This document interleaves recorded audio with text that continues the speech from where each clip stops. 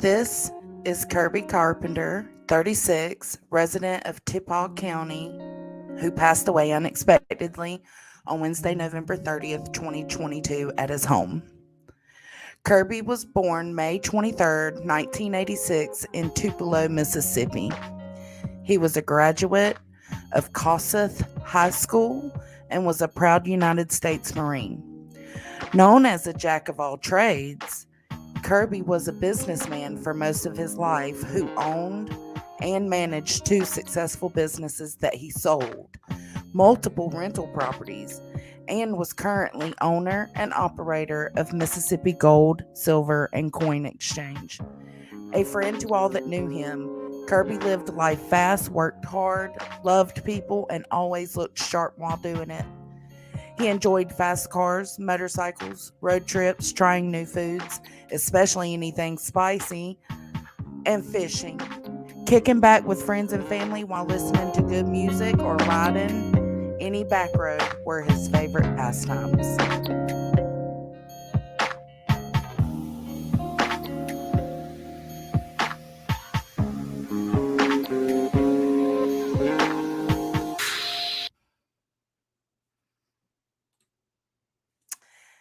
Hey, hippies. What's up? He was so handsome, girl interrupted. He really was. The rest of I was just reading his obituary. The rest of it says out of all of his accomplishments, his children were his greatest pride and joy. He was a wonderful father, and although our hearts are broken, we find comfort in knowing we will meet Kirby again someday. Whew. All right, so let me get on to this other page. How y'all doing tonight? Happy Friday.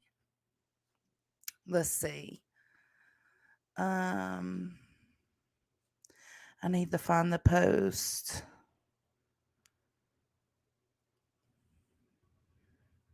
Hold on. Where is it? Uh-oh. Let's see.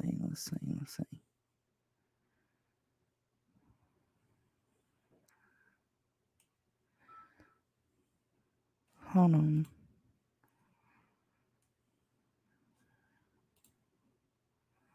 Okay. I found it. I'm going to share it with you guys. Hey, B Tim. Uh-oh. Taking my first shot of adult beverage.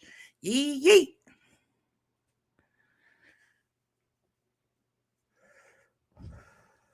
So if you got a channel, share this story out, share this live out. The family are just trying to have some kind of justice for him. There are some things that are not adding up. I'm going to read you the story of it right now, and then we will watch some videos. Hey, Ellie. Okay. So let me present this.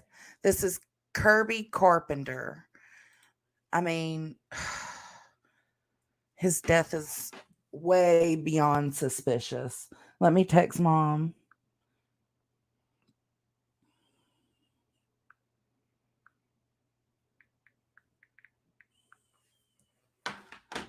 Okay.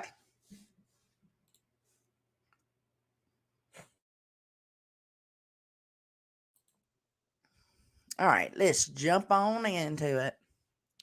That day, December 2nd, 2022. On that day, Kirby's family and friends experienced, for most of us, the most tragic event of our lives. Kirby was found lifeless in his yard outside of his home in the Dry Creek community.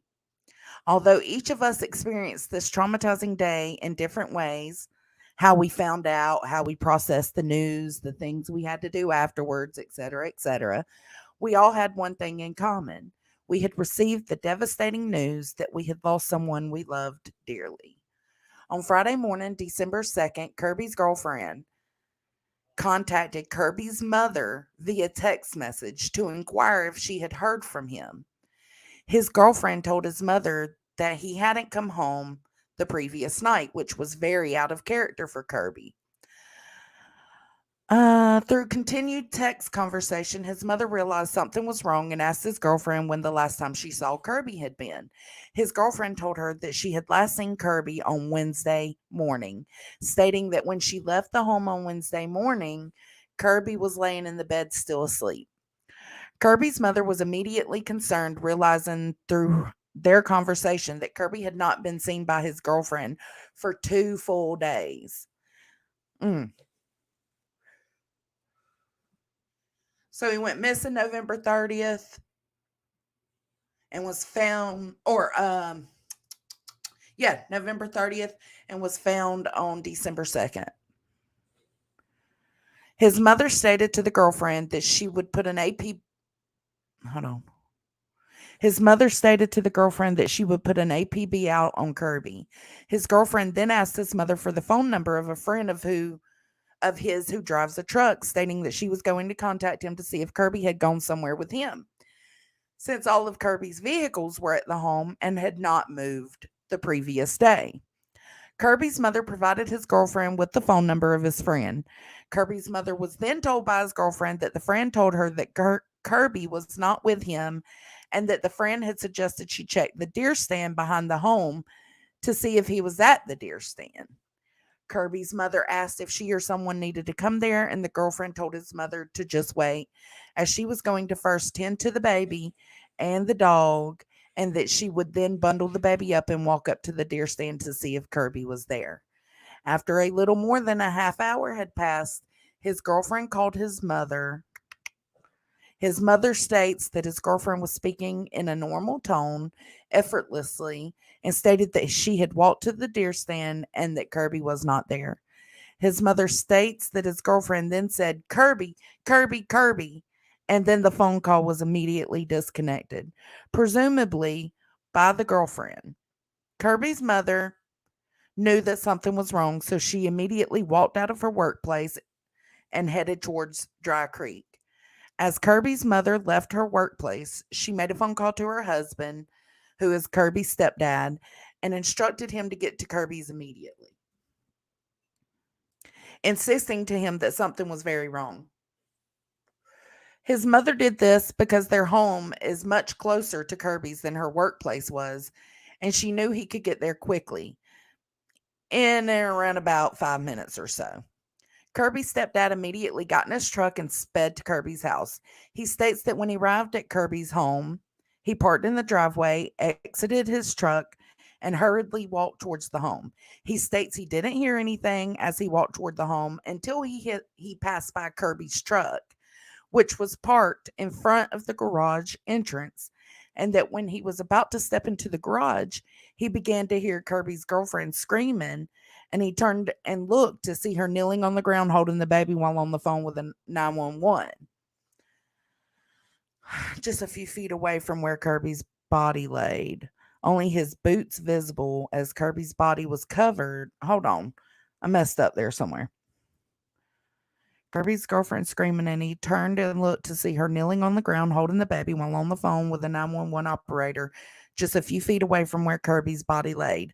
Only his boots visible as Kirby's body was covered, and also had a truck toolbox laying across the covering that was on top of him. So something on him and then a toolbox on top of him. That's kind of weird. Kirby's stepdad stated that his first thought was that a toolbox had fallen on him. And so he began to push the toolbox away, then noticing that Kirby's body was also covered. He states he immediately questioned, but why is he covered up? Kirby's stepdad pulled. Hold on, let me scroll up.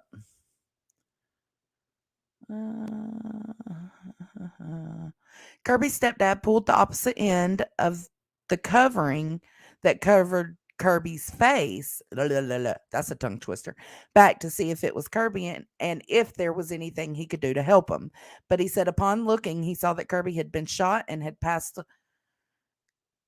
and that there was nothing that could be done to help him. The nearest law enforcement officer arrived within moments, followed by Kirby's mother and then more law enforcement. emergency personnel, then family and friends as they were receiving the horrible news. The scene was secured by law enforcement personnel who immediately began to try and piece together what had happened.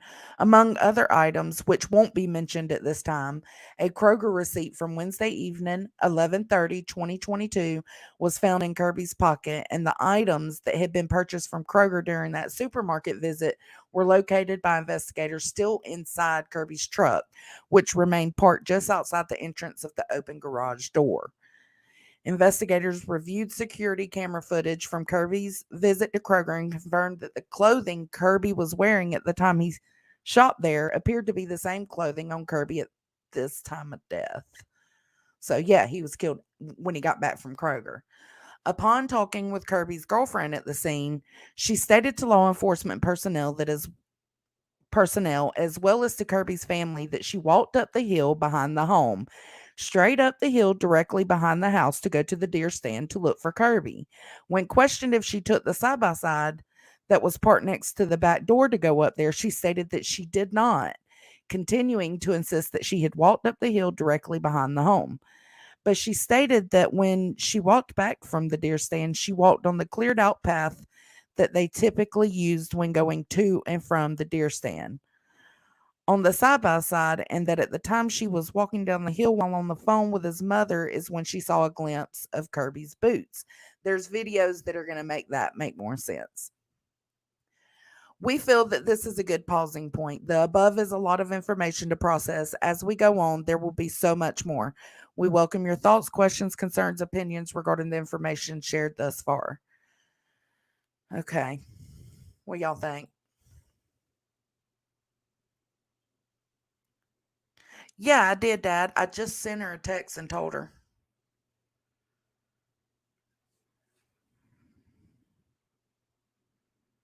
You was already in here, fool.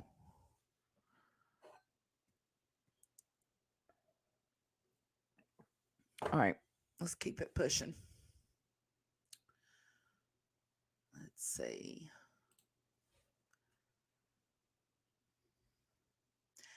Okay, so here's the videos. I don't know which one. I guess we're going to go with And this I one. am going to video.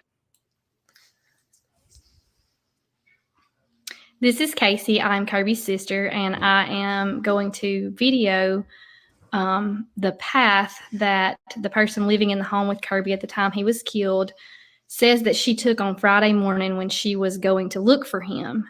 Currently, I'm standing in Kirby's living room. The person told us that that morning, as she was going to go out to look for him to see if he was in his deer stand, that she walked straight out this back door, straight up the hill, all the way up the hill, and then to the deer stand. So I'm just going to show you the terrain that she would have had to cross to do that. She claimed that she had her 13-pound baby attached to her, wearing her at the time. It is a little muddy today, so excuse me while I walk through. Okay. She said she walked straight out the door, which is there. Sorry, that's my friend. Straight up the hill. Holding a baby. The reason that that is relevant is because Kirby's body was laying right here next to those right toolboxes where they are, about in this area. So if she had looked right, she would have seen his body. But she says that she did not, that she walked directly up this hill that I'm about to attempt to do. And I actually don't know if I can. Oof. Oh. She fell. She gone. Okay, as you can see, my attempt up the hill failed. I'm standing on the back porch, looking at the hill directly in front of me. The deer stand. You can see where I slid down the hill. I am not able to go up that hill. I have attempted several times since his death and have not been able on my own. And I am of much smaller stature and not carrying a baby. Also, just so you're aware, or consider. Yeah, carrying a baby. A 13-pound baby? Nah, That's like directly up. Just saying. This is what you're looking at when you walk out the back porch. So this hill, very steep. Also behind the air conditioner unit there, Kirby's side-by-side was parked. So typically, if Kirby went into the woods to the deer stand to hunt, he would have gone on his side-by-side. He would not have walked that distance, nor would she have, in my opinion. But you can see that there is on down here a kind of a less steep trail that Kirby had made to go right up here and then over so you to the deer stand, which is way down there. Over and down to the deer stand. But of course, had she walked this direction to go up that hill in attempts to look for him in the deer stand, which is what she said she was doing, then she would have been walking directly. So she was trying to make it seem like she didn't want to wait. Like, you know, she was just going straight out the back door and straight up the hill as to save time and not take the time to go around to the path that was cleared. To where his body laid, which was right here. Okay. So that's the second one. Let's go to the third one. Okay, I am currently standing where Kirby's body was found, looking back toward the home. Just wanted to show you a full circle of this hill. This is where Kirby laid. And to get you an idea of something else that's very relevant, I'm going to attempt to walk up the hill in a less steep area, and we may not be able to do it. But it actually may be better if you all just come and do it for yourselves. But when you go up this hill where she says that she walked, she's inviting folks to come out there and walk that themselves. Damn. Mom and my friend Andrea and I attempted that a couple weeks ago, and we did go up where it's less steep. We weeded our way through the woods. I got a couple ticks on me. There is actually about halfway up that hill a ditch that is between waist and chest high. That's very large, that I don't think she even is aware of that is there. There's no way she could have crossed that ditch on her own, but much less with a baby. And I will at some point get up that hill and show you all the ditch if that's necessary. But like I said, this is the side-by-side trail that Kirby always used if he was going up to his deer stand or down to his lake onto his property. This is a very, very steep hill. And again, there's no way that she walked up it. Look at it. Look how steep that is. With a 13-pound baby? Nah, bruh. Not happening. Let's see. Next one. Okay. Hold on. I want to see what y'all are saying. Let me chat real quick. Yes, the baby is his. The older son isn't, right? The math ain't mathing, shawty. Like, what, girl? Just wait, y'all. It gets worse. In attempts to show you a little more, this is where Kirby's body was laying. This is the back door that she says she went out up the hill. We're going to walk up a less steep portion of the hill to try to show you a little bit of the terrain and to get to the ditch that we know that she's probably not aware of being there and that we know she was unable to cross. But here is the kind of terrain that we're looking at with a baby. And this is the less harsh portion of the terrain. You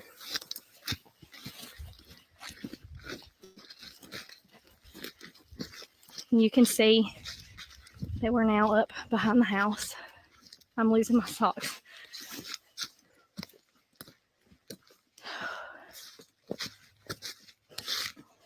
Look at that. This is the kind of stuff that we're looking at. I'm not even sure how we got to that the other day. Oh, okay, Mom. Both boys are his. There's lots of briars. What's that, Andrea? Again, you can see very rugged terrain. I wonder. I didn't even think about that Irish badass. Jones, and if he has a deer blind, then he has a wildlife camera out there too. It's very possible. Wow.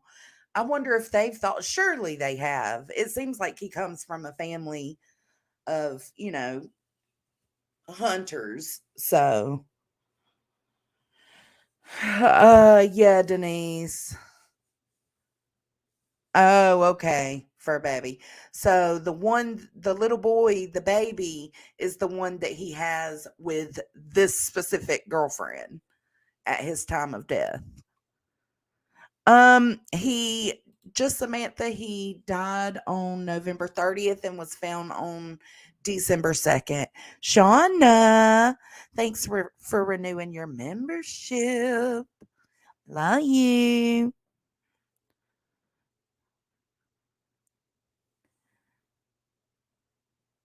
The girlfriend could have taken it. Ooh, I hope not. Hey, Buttercup. It's always okay to hang with the hippies. Hey, Jeannie. Grandma Sherry. Heifer. Hello, hello, hello. But that's a good, yeah, that's, hmm. Y'all just wait. Would have had to cross while wearing a baby. Oh, watch that one too. Look at this. Um, Ain't no motherfucking way. Not a clear path at all from the way that she was stating that she came. As you can see, I'm now directly behind the house, the door, the pathway that she says she took up here would be right there up that rugged hill. And we are still continuing on. I love her accent. Overlook my heavy breathing. I'm not used to this. I feel you. I think this is actually directly behind the back door. So you're looking at. Ooh, look how steep that is. Extremely steep. Oh my God. So it would have been two steep ass hills. And this is now the ditch that she came straight up to get to the deer stand, which is still on up that hill through those trees, that rugged terrain. She would have had to cross 3 big hills. This ditch, and it's hard to tell from a camera viewpoint. 3 big hills and a trench, this deep ass ditch. But Andrea, if you'll hold my phone, I'll stand in that ditch so we can just show exactly how deep this ditch here is. I don't know how I'll get out, but we'll figure it out. We on a mission.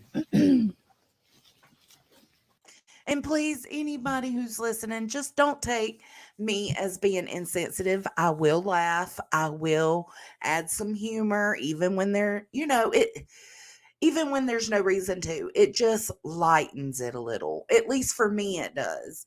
So don't think I'm being insensitive. It's my way of dealing. I've been that way my whole life. Ooh, lots of briars. Oh, she did this with a baby? No Did anybody could have done this? No. I actually don't know if I'm willing to do this.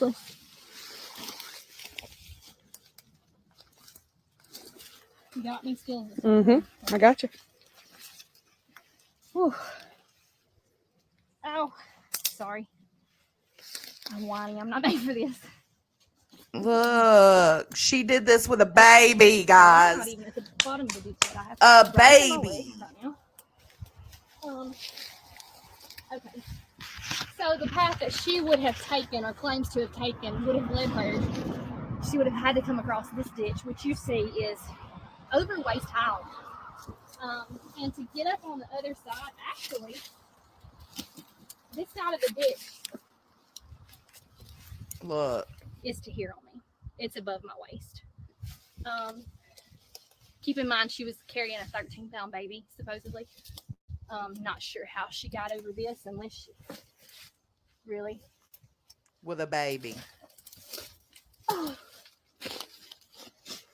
I'm now on the other side of the ditch, and there's still lots of rugged terrain and another hill up there that she would have had to go up. And we will actually at some point get the side by side and ride to actually where the deer stand is, because it's a very, very long walk.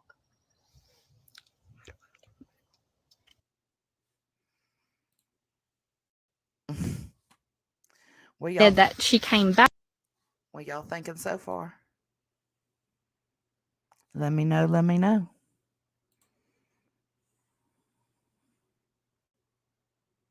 Right, just Samantha. Yeah, his truck was there the whole time. The whole time. He went to Kroger, got some stuff, came home, and was killed. Now, with that being said, also there was something else I seen that was, let me see if it comes up, or if it's mentioned in any videos. If not, then I'll bring it up. Back down the hill this way, that she didn't go back down the big part of the hill. This is on the way back down. Again, house area where Kirby's body laid. She said, because remember, she said she didn't go back down the same way she came up. She went up that random ass way and supposedly walked over here to the clear path and came down that way. Bullshit. Is that while she was walking this way with the baby in the cold, baby had the flu. Okay. Baby had the flu. Now, it's not really mentioning it right here. I'm sure one of the videos I have will mention it. But Kirby went to Kroger, and the girlfriend went by his mom's house to pick up Pedialyte. Now, I don't know if it was at 2 separate days. I thought it was the same day. And to me, that's weird, because it's just like, okay, well, if he was going to Kroger, why wouldn't he just pick Pedialyte up? Why is she going to his mama's house to pick Pedialyte up? Is it because she wanted to be seen? Just saying. That she was taking the cleared out path to come back down from the deer stand, which would have been there. That's true too, and Iris. That as you can see how that's nice and clear. And it just zigzags back to the left to get to his deer stand, which is way down there. She claims that as she was coming down this hill,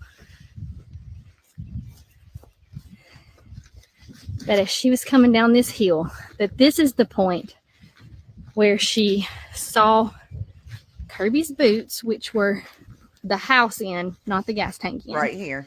Sticking up from underneath what he was covered with. Right here. Okay. Let's see. Is there another one? Nope. Okay. So let's go from here. I was just pulling up my TikTok.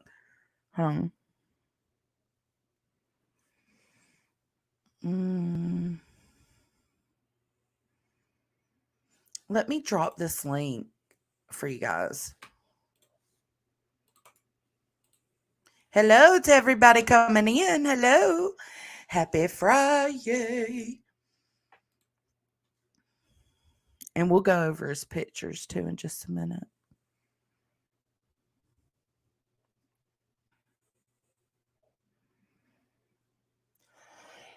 Excuse me. Okay, hold on.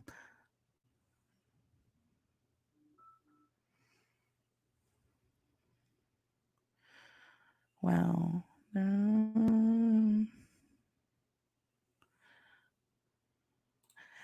Okay, here's another post.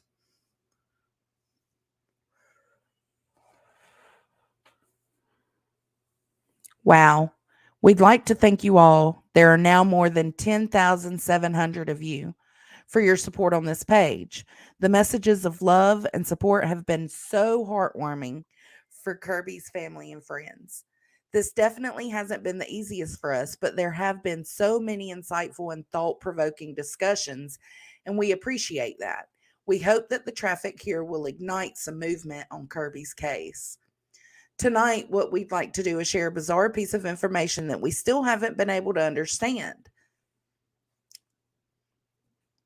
Again, we welcome your thoughts, opinions, questions, but please understand that there are some things we cannot, will not discuss, and some things we simply just do not know due to this being an active, ongoing investigation. Excuse me again. Now let's talk. I think most of you are aware that Kirby was found lifeless in his yard at home by his girlfriend on December 2nd, 2022, after being murdered upon returning to his home on Wednesday night, November 30th. His girlfriend, their baby, and the girlfriend's parents continued to stay at his home after this time. So the girlfriend's parents lived with them. Kirby's funeral was not held until December 17th, so 16 days later, as the crime lab was overly busy and he had to be sent there for autopsy.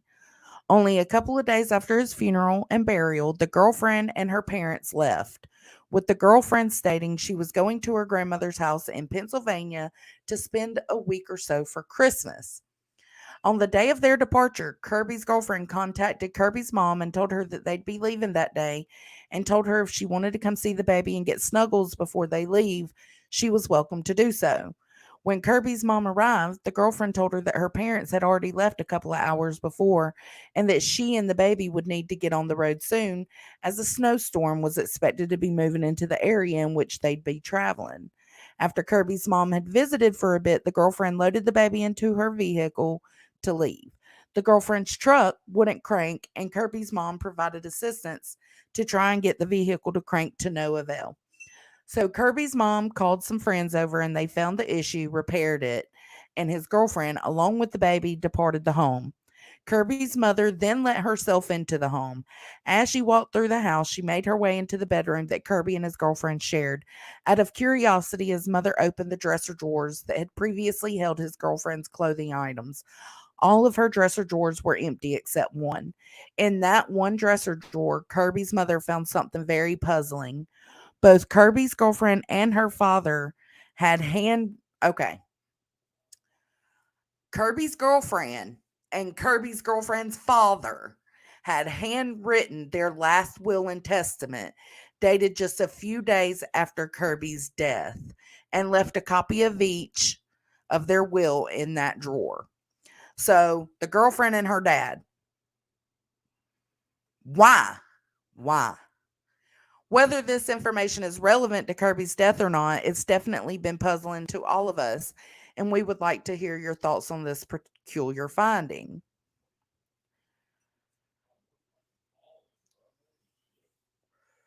Okay, look. Here's another one. This last one I read was August 8th. This one's August 9th. Thank you all for being here and continuing to follow our posts.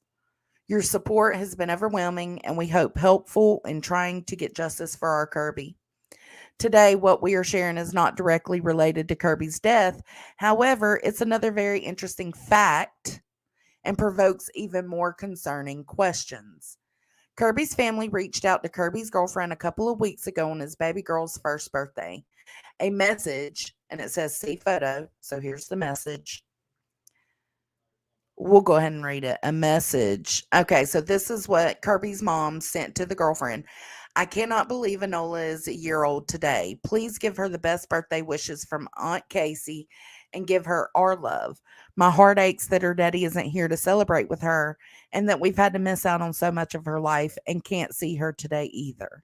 Praying so hard for her and what life will bring her on today and every day. Okay. That was sent to her to wish her a happy birthday. No reply was received. During the following days, the family attempted to reach out multiple times asking how the baby is doing, explaining how the family would really like an update on the baby, stating, please, they'd really like to hear from her. But Kirby's family never received a reply. So, Kirby's family reached out to law enforcement in the area where it was believed the girlfriend and her family was staying and requested a welfare check on the baby be conducted at the home address where Kirby's family is sending the baby's monthly child support checks. The sheriff's department there was extremely kind and stated they'd be glad to perform a welfare check to determine the baby's well being. But when the officer returned the family member's call a couple of hours later, he confirmed that the home at that address had burned. He stated the home was burned to the ground with only the mailbox remaining standing. He also shared with Kirby's family that someone had told him the home had burned on July 1st, 2023. All right. So there's another date in here. I can't remember. December 17th. Okay. So a couple of days. Okay. So he was murdered on November 30th. He was found December 2nd. His funeral was December 17th. And a few days after the funeral, she took off. Okay. Then, so that's, let's say December 20th. Okay. Let's just roll on to December 20th. So the family's house burned down where the girlfriend and her parents were supposedly living, burned down July 1st. So December, January, February, March, April, May, almost a little over 6 months later. While the family was allegedly gone out of state for a family reunion. How convenient. Proof of this reunion or it didn't happen. Kirby's family then reached out to law enforcement in another state requesting a welfare check at what was thought to be the girlfriend's grandmother's address. However, no contact was able to be made with the girlfriend, her parents, or anyone at the home. At this point, Kirby's family still has not heard from the girlfriend or been able to verify the well-being of the baby. Coincidence or planned?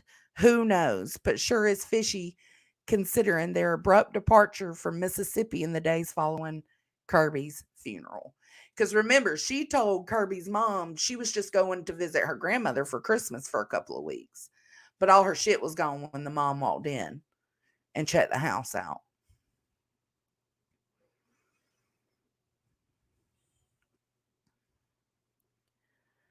Let me see. Now, no.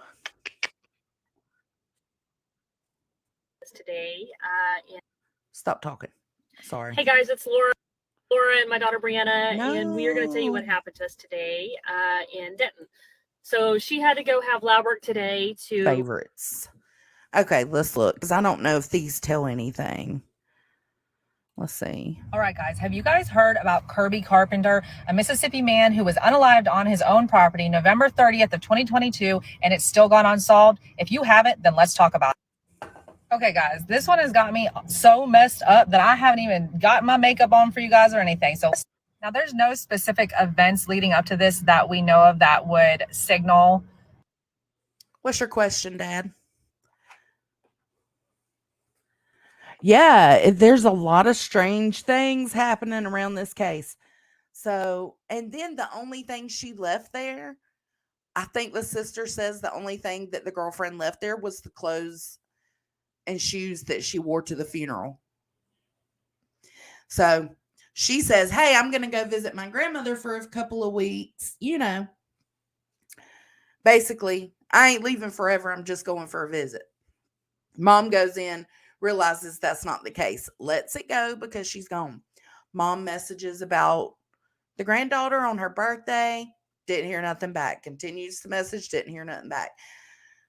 Gets law enforcement at the address to go check out, do a welfare check at the address that she was supposedly at with her parents, and the house was burned down. So then they checked the grandmother's address that she was supposedly going to visit with, and nobody's there. They have just disappeared. Not to mention, there was a lot of stuff of value in the house. He owned a gold and silver business. You know what I'm saying? There was a lot of stuff of value in the home that she shared with him. The girlfriend and Kirby shared that home together. There was a lot of valuable stuff. When her and the parents left, they took a lot of valuable stuff with them. So then that makes me think, okay, so you take it with you to your new home, and then that home burns down. And I know people are probably wondering, why were her parents even living with them? Well, because she had the baby, they were supposed to come and stay a couple of weeks and help out. It had been 4 months and they still hadn't left. Suddenly, they disappeared.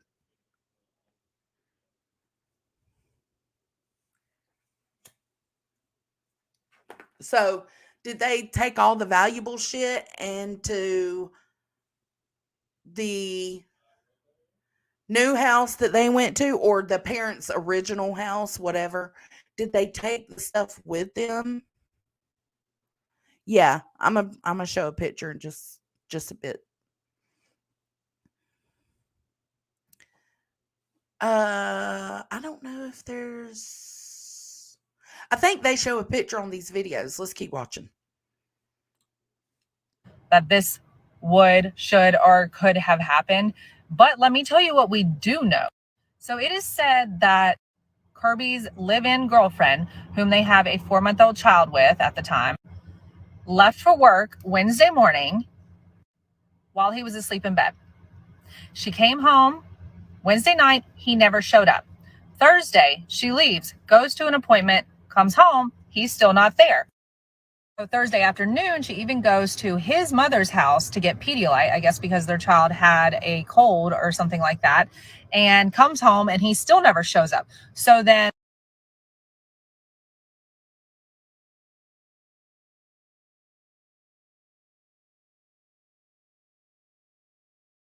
Friday, she wakes up, he's not there. This is when she then texts his friend and says, have you seen him? And he says, maybe you should check the. Apparently there's a deer stand behind that property on their house. Now, I don't know, maybe they have the kind of relationship where they don't see each other like that overnight and more than one night in a row. But I got to tell you, if that happened with my husband, I'm not waiting 2 nights. Just saying. So then the girlfriend decides to strap the baby on and go to the property, to the deer stand. And apparently it's really rough terrain. Let me show you. That morning, as she was going to go out to look for him to see if he was in his deer stand, that she walked my friend Straight up and didn't look. Kirby, if I had not seen him in 2 days, if she had looked, would have seen his body. now again, I don't know about you guys, but if my husband was, or my boyfriend, my live-in, my lover, if I had not seen him in 2 days, I mean, I'm probably walking around the house, just kind of checking things out. I could see, walking outside, Kirby, are you really going to tell me that she didn't walk outside from whatever direction, maybe multiple directions of her house and look around? I mean, because I want to say in my mind, like, okay, maybe she was just in a hurry up to the deer stand and she just went straight up and didn't look, which is odd and doesn't really make sense. But maybe she did that. But are you going to tell me for 2 days she's not looking around, calling, and not looking around her property and seeing that? And she even left. She left multiple times. It makes no sense. Now, yes, I am questioning things, but I'm not trying to say that one person or another is specifically guilty. Right now, I am just questioning anything. And this is not the only thing and the only person that I'm questioning. We're just starting here. Came back down the hill this way, that she didn't go back down the big part of the hill that she went up again with the baby to the left to get to his deer stand. The point sticking up from underneath. A lot more that goes into from underneath what he was covered with.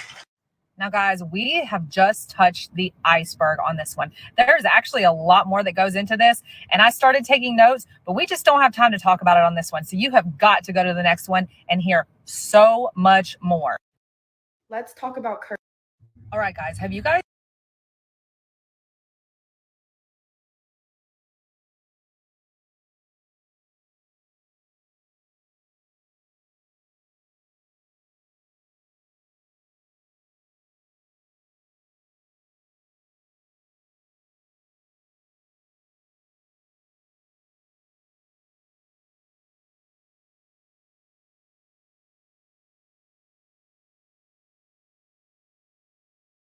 All right, guys, have you guys heard about Kirby Carpenter?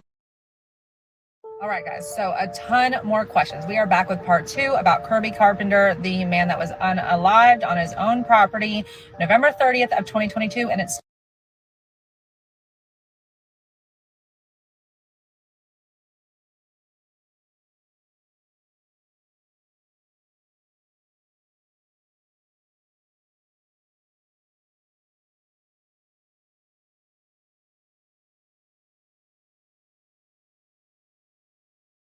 still unsolved. Now, we did a lot of questioning of Kirby's partner in part 1, and I just want to say at this point in time, I will not put her face or her name on here. She is a mother, and while things can be suspicious of people, we just don't know. However, we are going to address questions. Now, one thing we didn't get to touch on part 1 is that Kirby's living girlfriend had her family stay there since their 4-month-old baby was born. So for the past 4 months, up until his unaliving, the family was there.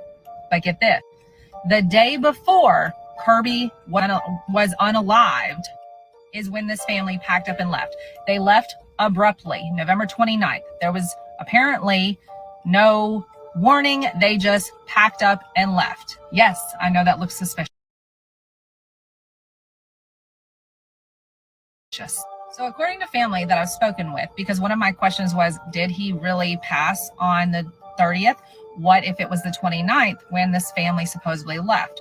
But according to family, it was on the 30th that he was unalived because he had a receipt in his pocket and people had seen him at Kroger earlier that day. Keep following me, guys, because we're going to get deeper and deeper into this. So far, we've got the family left on the 29th. And then let me correct my first video, because it was just confirmed that Kirby's girlfriend had actually not seen him all of Wednesday through Friday. So originally I said that she left him in the bed Wednesday morning. No, she had not seen him all of Wednesday through Friday. So we've got her apparently going in and out of her house, but she doesn't smell anything. She doesn't see anything. She doesn't look around. However, his truck was there the entire time, never left, and the side-by-side was there, but he was not there, and it never triggered her up until the day that she went looking for him that something was wrong. Something's not adding up there. Now, this is going to lead me into a first set of questions that I want to go over with you guys. So you can ignore this one because I've already straightened that one up. Also, if you haven't seen part 1 about the apparent journey that Kirby's girlfriend had upon finding his... Oh, shit. So damn a ton it. more questions. By side was there, but he was not there. I've already straightened that one up. Also, if you haven't seen part 1 about the apparent journey that Kirby's girlfriend had upon finding his unaliveness, go back and see that there. Now, it is said that the girlfriend left and went to go stay with her grandparents. Her grandparents are states away. She took hers and Kirby's 4-month-old child with her. But my question is, why didn't she go to her parents? Like, her parents were just with them for 4 months. I honestly feel like, why would you not go to your parents, especially after your love was just unalived? You're probably in pieces. You just spent 4 months with them. So why didn't you go there? Was there some kind of problem? Is there some reason you don't want to be around them? Another thing that I do find highly suspicious is that apparently the girlfriend walked into the police station with a really high-powered lawyer in the area and decided not to talk. I'm not understanding why you wouldn't want to talk at all. I get And then disappeared. This shit is weird.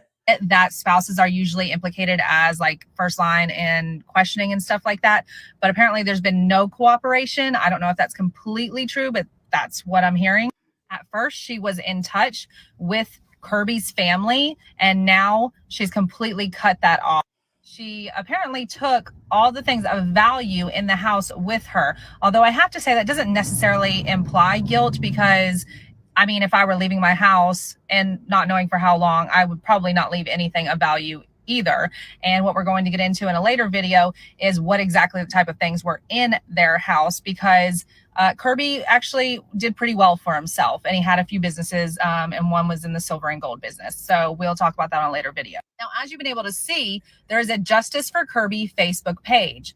All I can tell is that Kirby's family is involved in trying to find out what has been happening. Why are we not hearing anything from the girlfriend? Why is she not involved? Why is she not all to pieces? Why is she not asking what happened? Why is she not involved on that page? Why is she not begging the cops, along with Kirby's family, to avenge the death of her love, to find out who did this? Now, I also had a question of whether or not she was in the life insurance policy. I've since found out that she was not. Now, there is no telling if she had life insurance policies on him. But as for him having her on the life insurance policy, we can nix that one. I also want to know, why were her parents there for 4 months? Doesn't necessarily mean anything bad, I guess. You know, they just had a baby. But then they left abruptly. Were they not getting along? Was Kirby and one of the parents not getting along?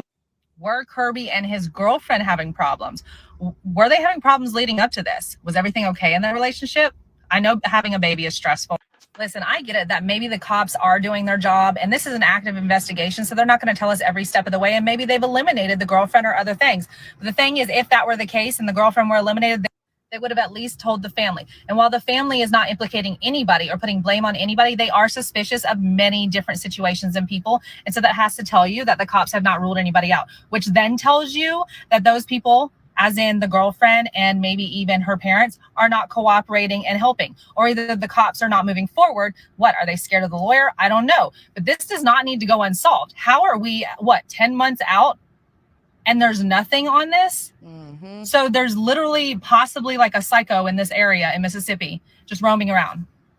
Y'all, I am nowhere near done, and I have so many more questions and thoughts. So make sure you follow, because there's going to be a part 3 and probably more. All right. If y'all don't know me by now, I've got ADHD, and if I don't say something right when I'm thinking it, then I will forget it, and boom, it's gone. So I've got to get it out here. And you know what? There's going to be so many more of these revelations and questions that keep coming up, and I am going to keep putting them out here, because we as a community should be asking this, questioning this, pressuring this to the people and the cops that should be investigating this. It's literally been like 10 months. Okay, so again, just speculation. I'm really not trying to blame anybody, but I just have so many questions. And I know the cops can't come out and say this because it's an active investigation, but does this not make them mad too? Okay, so if Kirby was shot Wednesday night, we're talking about a gunshot, okay? How are you going to tell me that girlfriend didn't hear it and check on that? Okay. Has there been an autopsy? I know we're not going to get that answer. And did it show other defensive wounds, bruising, anything else? That would tell us some stuff. You know, was there a time of death announced? But most importantly, apparently there were like blood drag wounds around the carport where the girlfriend went in and out a couple of times. How is that not being noticed? Okay, so I had to pop back in here before I posted this because I know some people are going to be like, oh my gosh, she lives in the South. It was hunting season. We don't think a thing about shots. Guess what? I'm in the South too. I have a family full of hunters. I'm well aware of what it's like during hunting season, that you expect to hear shots. But what's important is when that shot was made. You're not going to hear a ton of shots after dark. You're not. You're just not. No. Hunters can't see. You may hear them at like dusk when it's starting to get dark, but if it's already dark, no. Either somebody out in the country is like fucking around and just being stupid and shooting on their property, or something is wrong. Now, Tizzy, her reasoning for going, okay, supposedly she went up to the deer stand to check to see if he was up there, because he had been missing for 2 days. Supposedly. Allegedly. Now, according to family that I've spoken with, the reason that we know that it was the 30th and not the 29th, like I had questioned before, that Kirby was unalived, is because he was seen at Kroger that night. There is a text that he sent his whereabouts to his girlfriend at 6:37 that night. So was that dark around that time in November? Yeah, it was probably dark. I'd have to go look and see. If not, it was getting damn close to it. So this means that the shot happened sometime after when it was dark like that. Okay. So yes, she should have noticed the shot. And by the way, that shot would have happened so close to her home. Did you see where he was found? Okay. I don't know if this is the exact spot, but it was around here. That shit, it was right here. She said it was right here. That shit would have been... You're kidding me. You're home all night that night and you didn't hear. He's at Kroger at 6:30. He supposedly goes home after Kroger. So let's just say he gets home 7:30, 8 o'clock. You ain't hear no shot that close to your motherfucking house. The house is like right here, guys, right here. Right here. That's going to be a loud ass shot. So yes, she should have heard. That should have done something, probably even made the baby cry. Like this. Look, this comment just caught me off guard. It says, I live not even a mile from where this happened. It's a shame. There are so many unsolved things in Tippah County. Should we look into Tippah County? What's going on there? This whole issue about the shot being done on, Wednesday night like this should be like a set off for cops and lots of people. But either way, like no matter what is going on or how many questions we have, like what is the necessary step to try to get this looked into more? Is it to get more people talking about it so that the cops in the area will further investigate this and try to do something about it? Like, why are we not moving on this? Why is nothing happening? Have the cops said that they have investigated tons of leads and they're going nowhere? Like, what?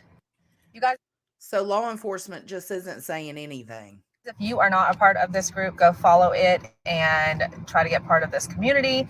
And as always, the more you interact with this video, the more it's going to show, the more creators are going to show this, the more creators are going to cover it. And the more creators cover it, the more people are talking about it, the more attention can get on it, and the more pressure can get on the cops to do what they need to do.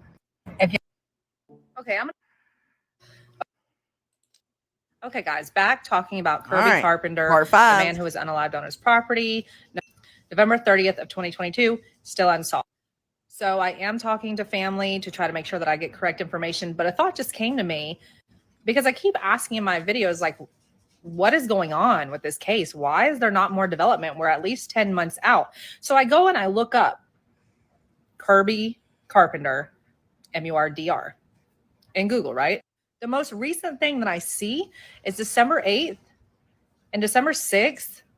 That's the most really Tippah County, however you say it, Tippah County, like really? So. And he was found, he wasn't even buried yet. He was still at the crime lab at this time. So they haven't posted anything about this dude. This is weird. This reminds me of Oklahoma. Literally, this happened the 30th of November. And then after December 8th, you guys were done with it. Because then the next most recent thing about Kirby is December 15th. You can't see the date on this, but this is the obit for December 15th of 2022. What in the world? That's the so one I was reading. How is the girlfriend gone and not questioned, but she's lawyered up, like, for all these months? How is there nobody else's question? Like, if to be fair though, they don't have to say anything. Like, do they have to tell Kirby's family that his old lady was ruled out? No. Do they have to tell the family that she's a person of interest?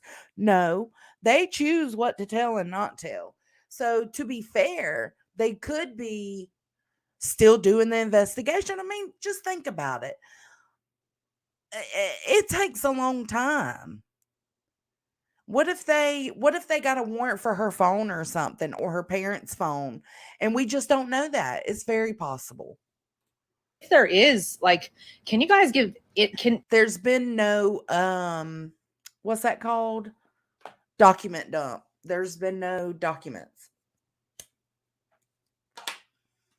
Can any of you cops like have another press release of any kind of information? Like, I know you can't give everything, but can you be like, oh, the investigation's still ongoing, we have people we're looking at? I mean, can you give us anything?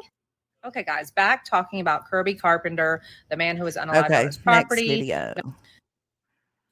So I get her Okay, frustration. guys, She's just saying, damn, can y'all tell us something? Because, I mean, it's looking real suspicious. Sus as fuck, boy. part 4 about Kirby Carpenter, the Mississippi man who was unalived on his own property in some really suspicious circumstances back in November 30th of 2022, and it's still not solved. If you want to go back and find out more details, go to my playlist and you can find more there because we kind of build on each video. So I wanted to discuss timeline. There's a lot of people who have been saying, how did she not hear the gunshot if she was home? I even had the same question. I am in contact with some family members, so I tried to make sure to specify and correct even myself on the understanding of what really happened that night. So let's break down a timeline. Yeah, I can kind of agree with that a little bit, Zoots, because, I mean, I don't know.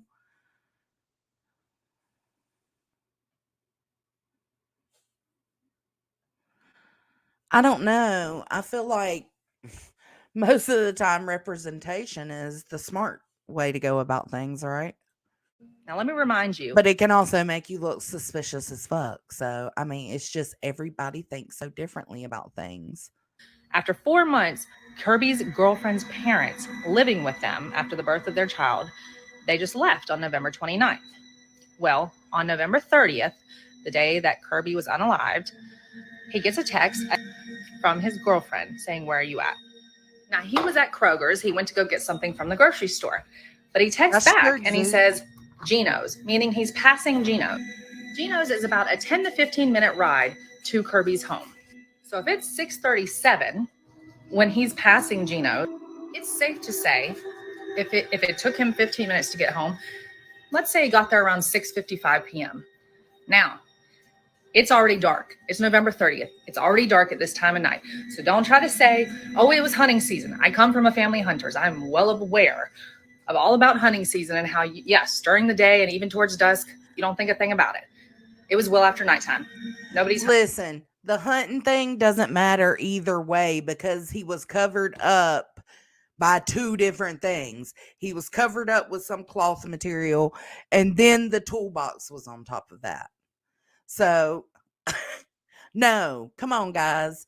See, she should have thought about that because there's no way. What, a hunter shot him and then went down there to cover it up? No, they could just leave. Hunting in the dark, at least legally. So let's say around 6:55, just under speculation, that he pulls in and he's home. I agree. Well, there's a text that from Kirby's girlfriend to Kirby's phone at 7:08 that says, "Sorry, I got held up by the dog lady at Walmart."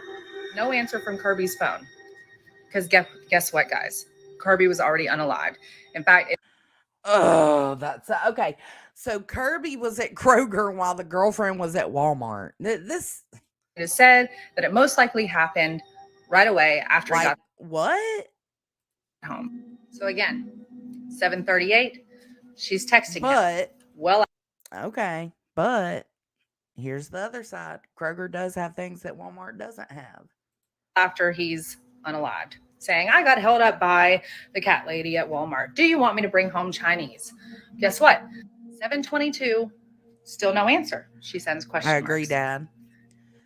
7:35, there's the goal here, what they're trying to accomplish is to get the case out there, bring more attention to it so that they will release something publicly, or even privately. They have released nothing, not to Kirby's parents, nobody. That's rare.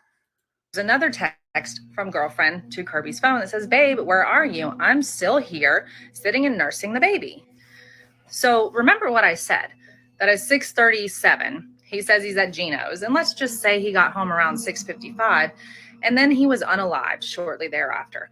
So the whole time that these texts are coming to his phone, he is unalived, okay? Now, girlfriend comes home. Guess what? Kirby's truck is in the carport. Guess what? Kirby's carport is a mess. Guess what else is in that carport? Drag marks of blood. Now we know that's because his body was drug out and covered with something and placed outside of the carport. However, I find it really Whoa. Where's the proof of the drag marks of blood? Did his sister? I haven't seen nothing about that.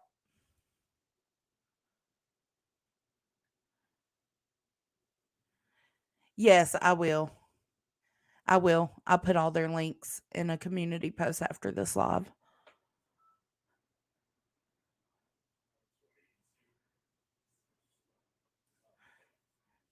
Yeah, but think about it this way, Dad. It's been 10 months before they even started posting on social media. This page wasn't made until August. Hey, Bodie. Yeah, I seen Grandma mentioned it earlier, but I thought she was just saying, like, like speculating, like, what if there was? I didn't. Are you kidding me? Where's the proof of that? Because okay, is that why? Okay, is that why their investigation is taking so long? Because it was like messy as fuck.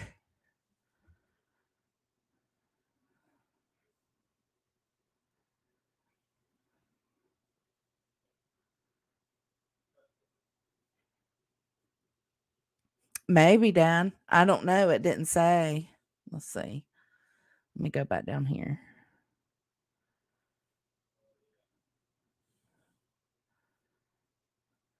It doesn't say. They were posted on August 2nd, but it doesn't say when.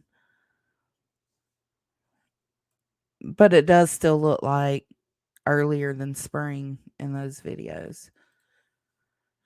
Okay, but now my problem is I want to keep Grandma. I want to keep playing the video, but I'm stuck on these drag marks because how do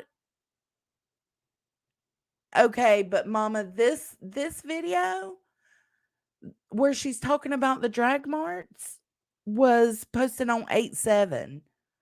So if his sister just did a live on TikTok last night, she couldn't have got that information from the sister on the live. So where did she get the information back then on August 7th that there were drag marks? Hey, Tinkle Tits McGee. Oh, no, Mom. You're good. You're good. Right? Zucchini bread mafia for the hipster hillbillies.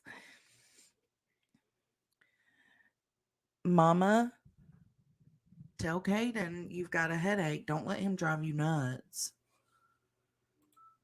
I'll keep playing this, but if anybody knows where I can find somebody reliable, like I'm not saying this chick isn't reliable. I'm saying like if somebody knows where I can find if the sister mentioned that or something, I am gonna play her live from last night too. Suspicious that said person came home whenever they got home, be it an hour later or later. I know, who Samantha. knows? With baby, gets home, sees the truck, goes inside, and there's no Kirby, and they're not freaking She's got some Imitrex, I believe, Dad. I gave her some. out. Now, I know we come down on the girlfriend with just speculation in general, but in her defense, let me just go ahead and say she did send more texts that night, at least 3 more texts. Yes, the food from the grocery store was still in the truck. Even one that said, I'm going to bed. Or I left your carport. food out for you. She says she wishes she knew where he was in his headspace and that they want him home. The next morning, she even texts him. Thank you, ask him if he's in Samantha. his deer stand. No answers are coming in, by the way. At 8:14, she texts him and says, the carport looks awful. Lucy is ridiculous. I guess that's the dog. Now, she apparently still leaves, but then at 10:46, she sends another text.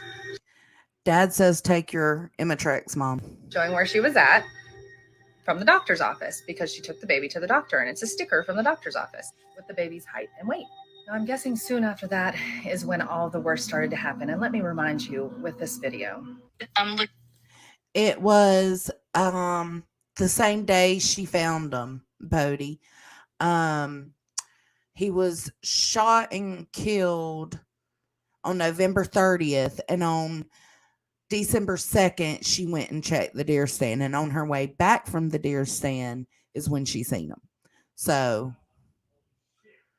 the same day he was found. I should just a YouTuber. I don't know how to do stuff like that. I agree.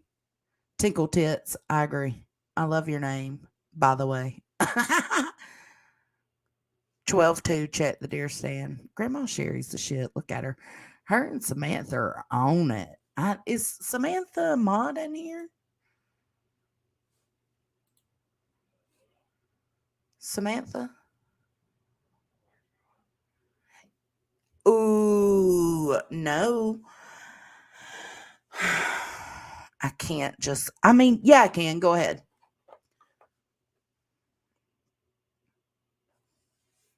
All right, let's play this while Samantha sends me that. At the person living in the home with Kirby at the time he was killed says that she took on Friday morning when she was going to look for him. Currently, I'm standing in Kirby's living room. The person told us that that morning as she was going to go out to look for him to see if he was in his deer stand, that she walked straight out this back door, straight up the hill, all the way up the hill, and then to the deer stand. So I'm just going to show you the terrain that she would have had to cross to do that. The reason that that is relevant is because Kirby's body was laying next to those toolboxes where they are, about in this area. So if she had looked right, she would have seen his body. But she says that she did not, that she walked directly up this hill that I'm about to attempt to do. And I actually don't know if I can. Now, according to the text that I just shared with you guys, it's apparent that girlfriend was not home, and the cops do implicate that they do think that Kirby was unalived shortly after he got home. So in that time frame that we discussed earlier with the timeline, she was not home. But just going through it one more time, because we don't want to implicate anybody. We're just speculating here based on all of the things that we're seeing and putting together. It still is suspicious. A lot of things about the girlfriend and the following events. It's also suspicious about the family, right, and leaving. I mean, is it too much to think? This is what you call internet sleuthing. Possibly Tracy. Someone stayed. You know, Kirby's land, over 100 acres, included hunting cabins. Plenty of places for people to hide out. Is it too much to wonder if somebody did stay behind when the family apparently left, or that they did go and then they came back? I don't know. Was there trouble in paradise between these two? Was there trouble between Kirby and the parents? I've heard different things, but that's a lot of hearsay, so we don't need to talk about it on here. But also, we have to admit, Kirby was a businessman, and apparently he always carried a lot of money with him. He owned quite a few businesses, one being in silver and gold. And who knows? That's true too. See, I didn't even consider that point yet.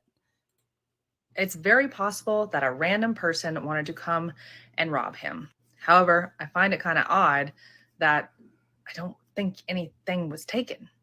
But we have to keep all opinions and speculations We haven't open seen now, this, don't we? Dad. Now let's talk about it in the comments.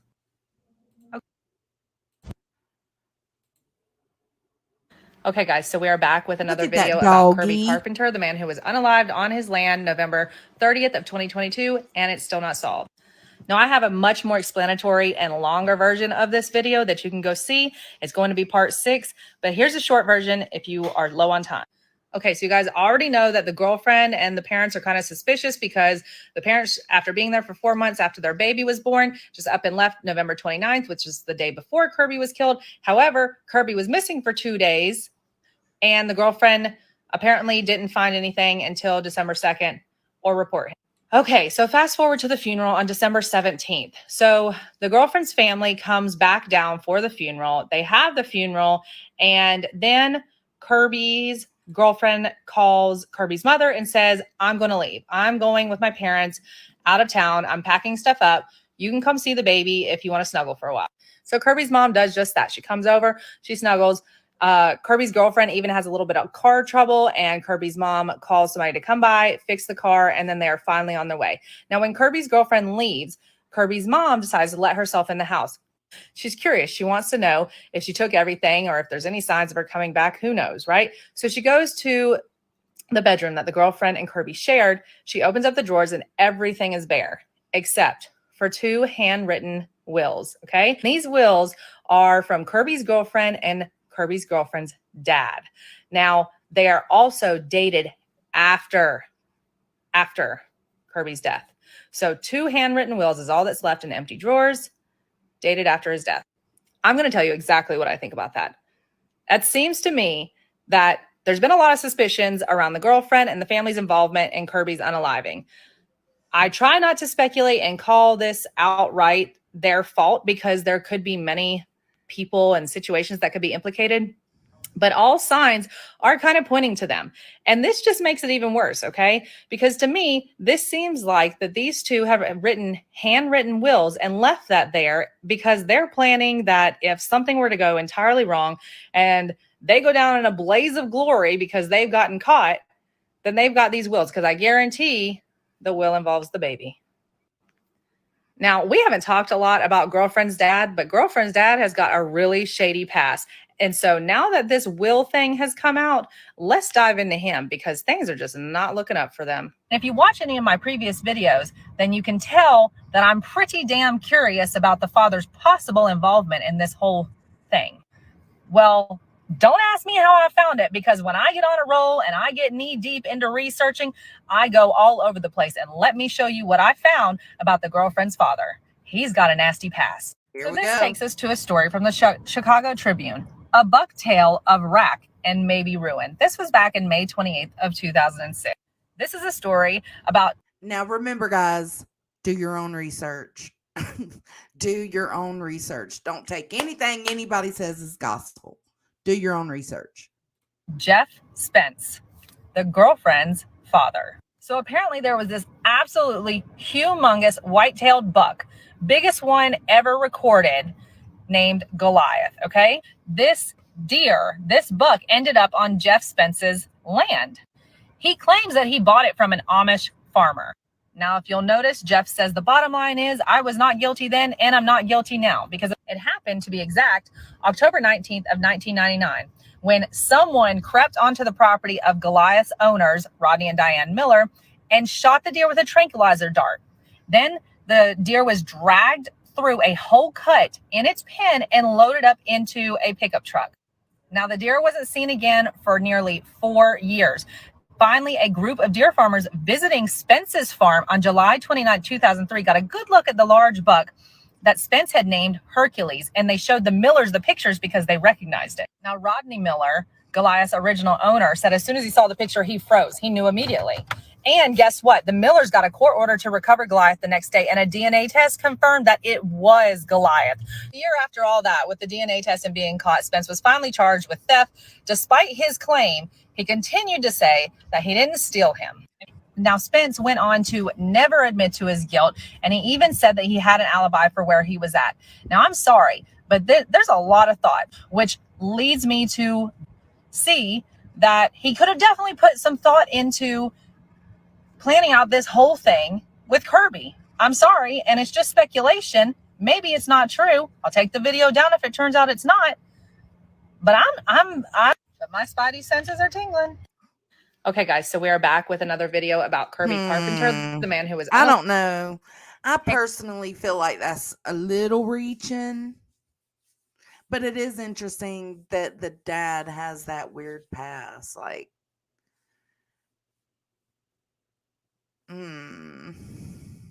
Guys, so we are back with another Kirby Carpenter video. This is the man who was unalived on his own property, November 30th of 2022. And there are so many suspicious circumstances surrounding it, but it still has not been solved. So let's talk again. This is a really important. Okay. So I'm going to ask you guys, hold on, look.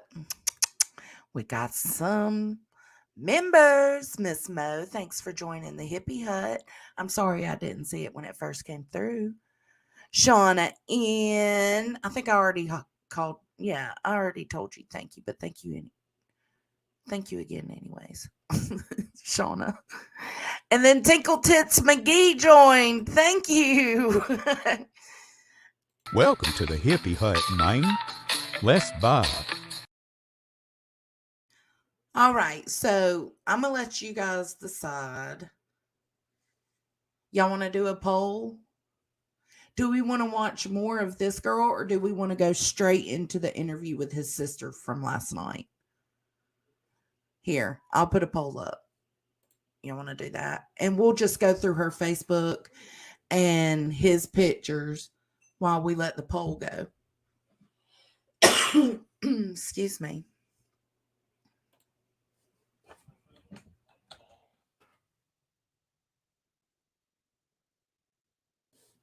All right, let me see.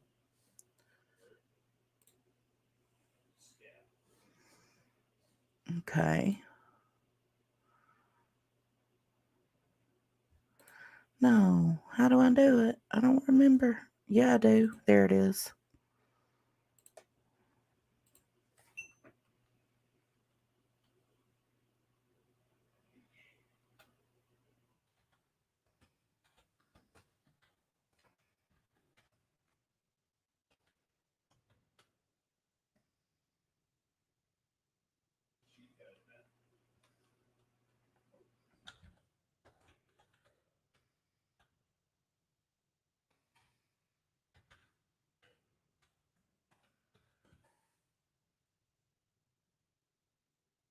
Okay. This is iDetective on TikTok. And the option is the sister or iDetective. So while we're doing that, and y'all make sure you go vote, let's go over her. People were saying in the comments. Now, still, I scrolled through the Facebook while she was talking, the page, the Justice for Kirby page, and found nothing about drag marks. So I don't know where that came from. That's concerning to me because I need more time to be able, because that's the first I heard of it, but I would need more time to find a legit source saying that. Like, did law enforcement confirm that? Did the sister confirm it? So this is the girlfriend, Caitlin Spence.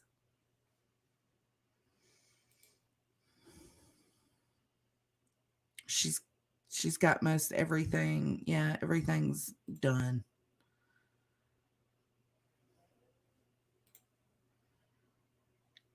She's got everything shut down. They said she was deleting all the weird shit that she had up there.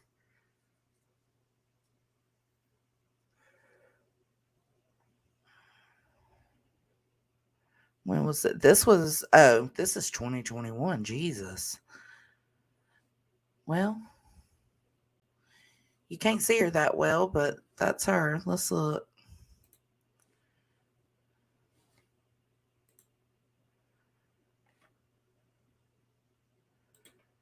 Y'all make sure you go vote. Yeah, that's.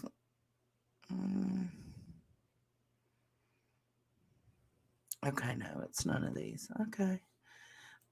What? Okay, let's do this.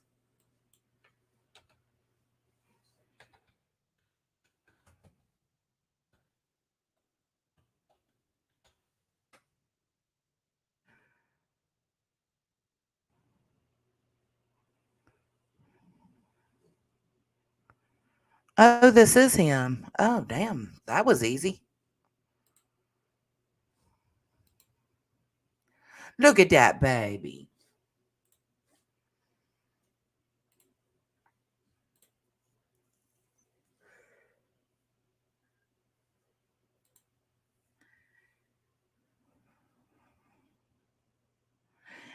Yeah, that's not legit enough. I mean, no. And Facebook's wild, man. Even though I know I'm on Facebook right now, it's still wild as fuck. The baby.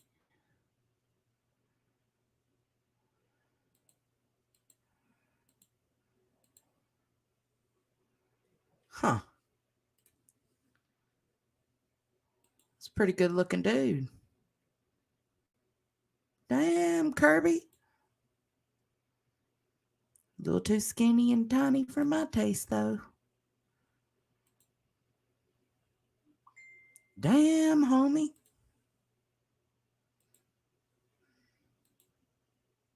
Uh,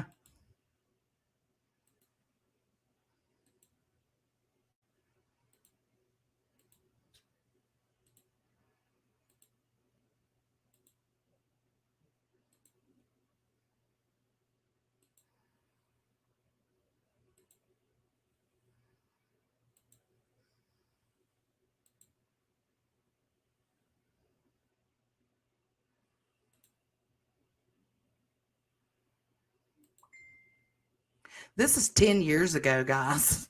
These pictures, let's see, the most recent one, that's 7 years ago.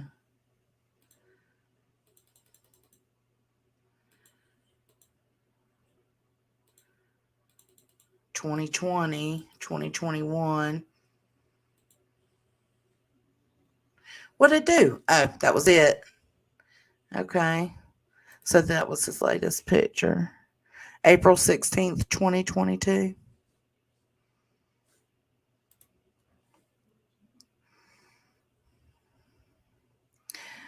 Yeah, Cody.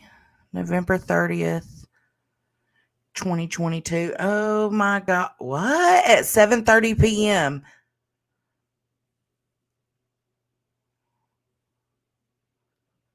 Didn't they say that's about the time he was killed?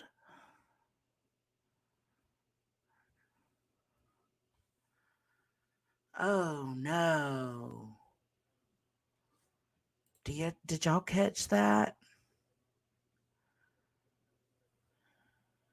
They are scrawny. Okay, Mama. I'll do that next. That's crazy. This was literally because she said she had messaged him at like 7:08 and told him that she was held up by the lady talking about dogs at Walmart or something like that. The dog lady at Walmart. And then she messaged him again at like 7:45, I thought. Or maybe it was 7:25 or something. So he posted this right before he died. How fucking sad is that? That's what somebody said right here. Oh goodness, was this his last post? I'm so invested in helping with this case. No, I don't want to comment. I want to see the comments.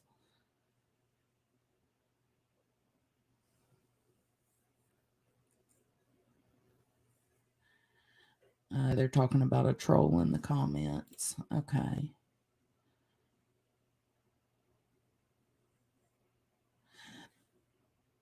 He shared them white crops make a reliable person out of you or something like that. So, if you're a stupid bitch and you invite a guy over to your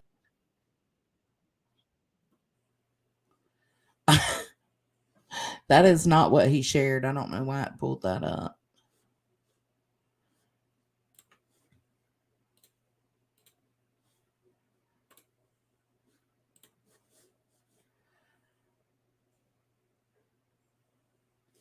Look at this damn dog, guys. Look at that little doggy. Look how precious. I kind of want to know what this is.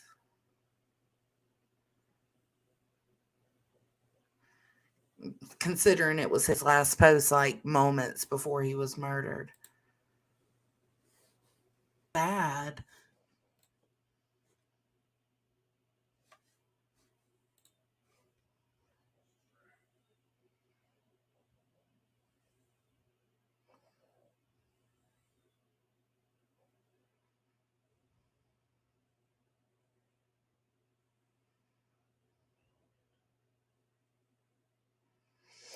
Oh, this is him at treason. This is him at Kroger. Oddly enough, 10 days earlier.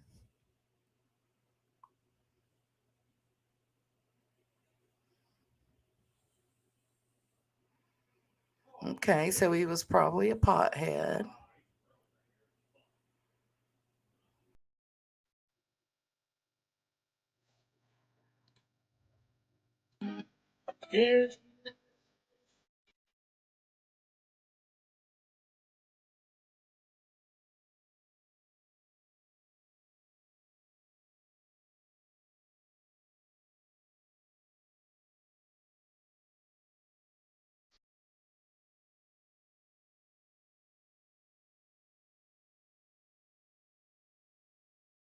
He has interesting taste in music. I'll give him that. It did not suck, Dad.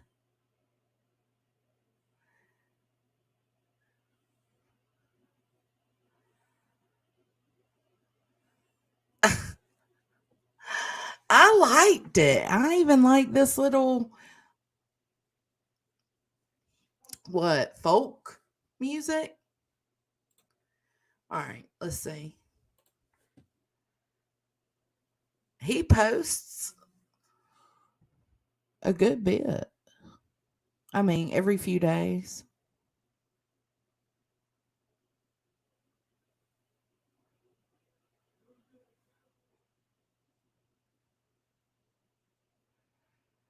He's showing right there. He's showing a road caving.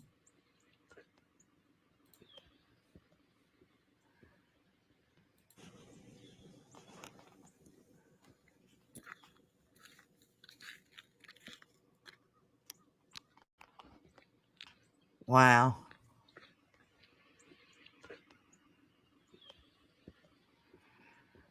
I was hoping to hear him talk.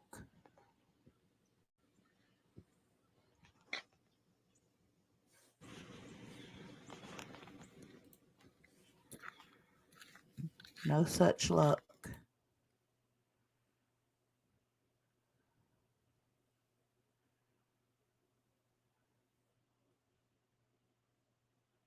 Huh.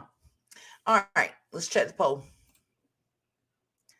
Oh, 83% the sister. Okay, I've got that right here. Right here, guys. Right here. Oh, Mom said to look up. Hold up. Let's go back over here for a second. Mom said if I type her name in, I can see the photos she's tagged in to get a better look at her. So let's go over here. Back out of there. Oh my God, it's going to make me. Okay, no, we ain't doing this. Are you serious? Are you serious? Fuck it. Why is it? It's not exiting out. It's just going to the next pictures. Okay, here we go. Caitlin.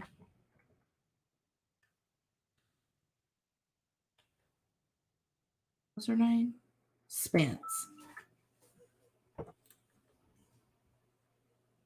Was that her name? Hold up. That was not her name. Yeah, it was.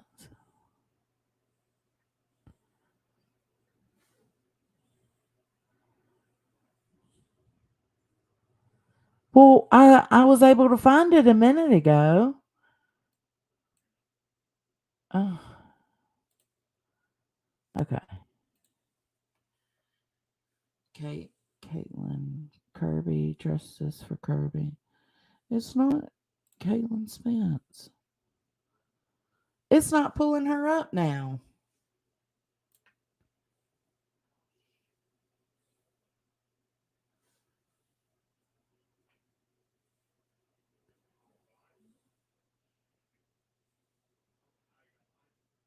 What the hell?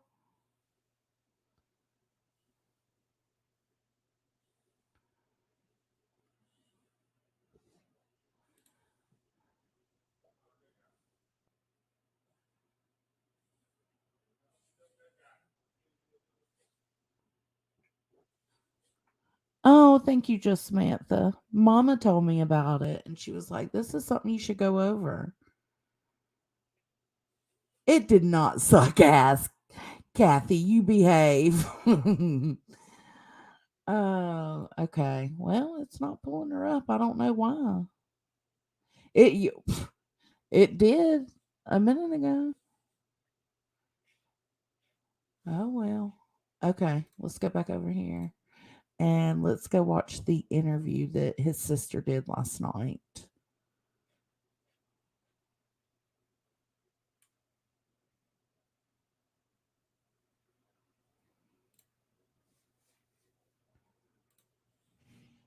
Hello, my friends. Hello, hello, hello, hello.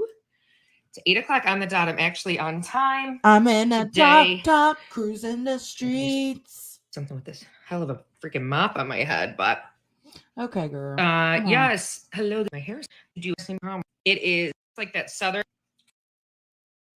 but more. at the bottom. Girl in ATL, thank you for that. Safe. I'm wearing my keep secret. Keep Buffalo a secret because us Western New Yorkers want to keep it a secret.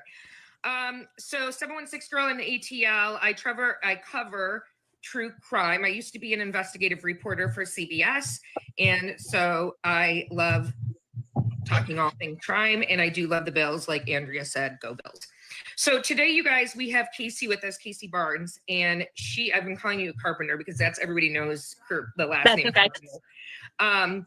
And This is Kirby's sister, I really appreciate Casey. you, Casey, first of all, being here, taking the opportunity to be with us. I know this is not an easy conversation that we're going to be having. I know that.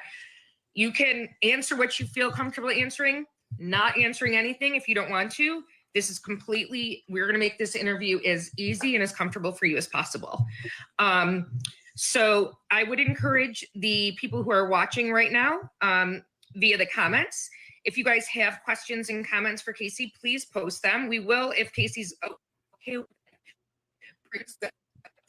as well, to have you guys ask questions in the box so we can see who's asking them. So with that being said, Casey, do you want to give sort of a brief overview of Kirby's case for those of you who don't know, or do you want me to? I mean, you could do it way better than me. It doesn't. Yeah, why don't you start, Casey? Because Okay. we do have quite a few people on here who, you know, I've been teasing Kirby, with almost 300 people here. I'm sure there's some who don't know Kirby's story. So I'll turn it over to you and you can tell us all about Kirby. Okay. So first of all, I just want to thank everybody for the support that we have received so far. It has been amazing. You know, we created the Justice for Kirby Facebook page because we felt like Kirby's story was not getting the recognition that it needed. We felt like that there was a lot of things that were not being done that needed to be done. We thought that maybe it would put a little bit of heat on law enforcement, a little bit of heat on the people who killed.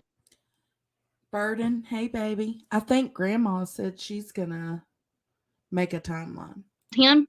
And so we reached out and we never dreamed that we would get the support that we've gotten so far. I appreciate you asking me to do the interview with you. I want everybody to understand that I was very apprehensive about it for many reasons, which are obvious. But mostly because it is something that's very hard for me to talk about. You know, I've kind of been, as Angie said earlier, in robot mode since this happened because I've had to be for my family. But there are times when, you know, it's extremely hard to talk about. And when we created the Facebook page, it brought all of those raw emotions back.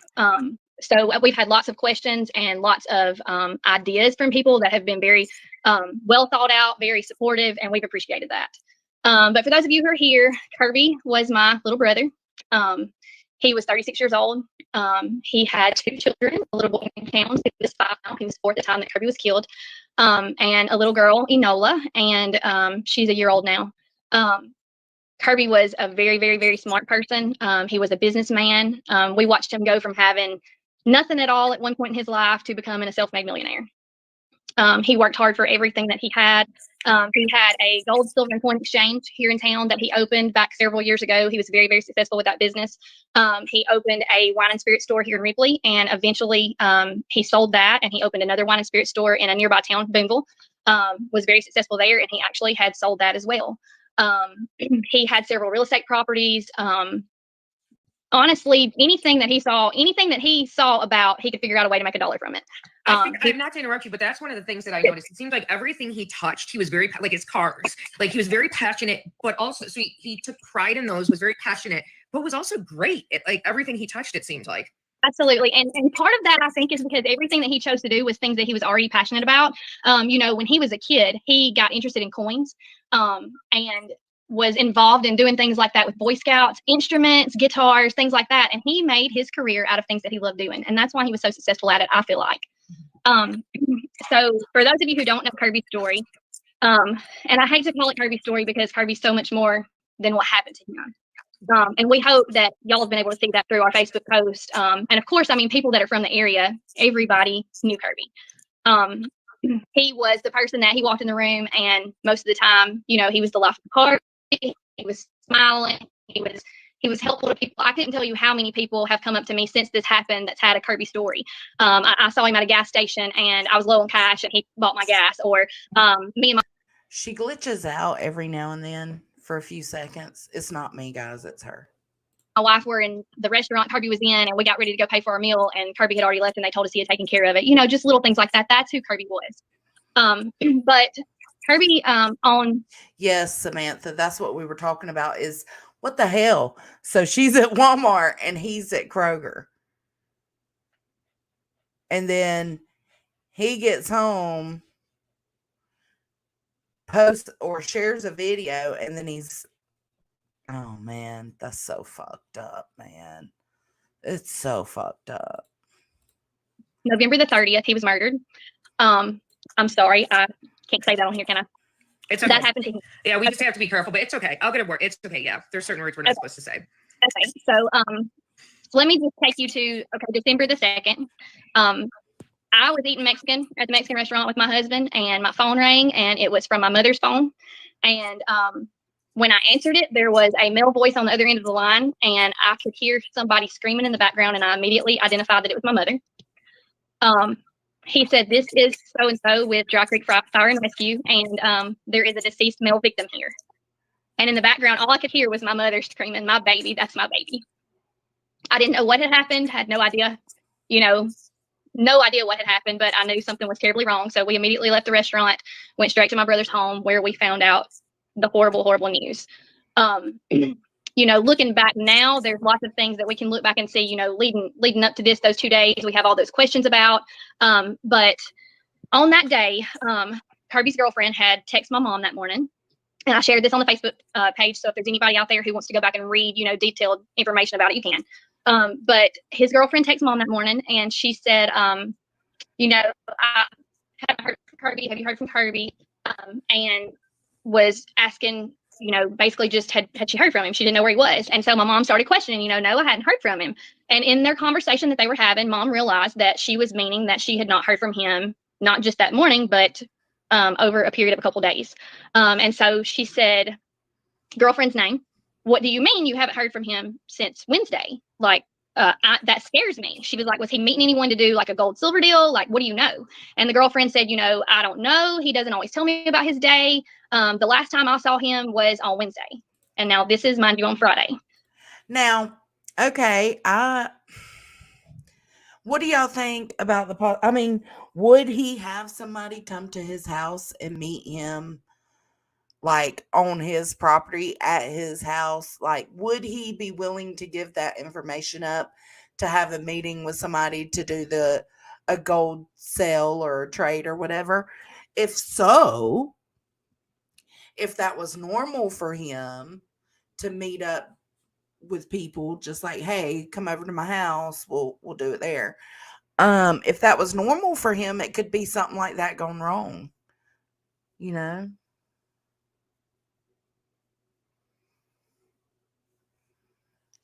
Oh, Bodie, I know.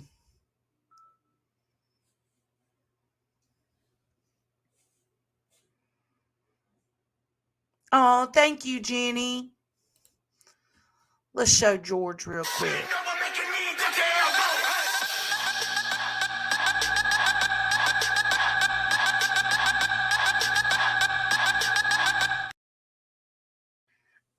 Thank you, babe.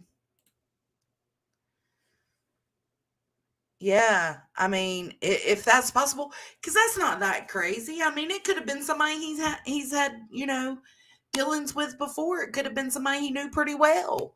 We don't know.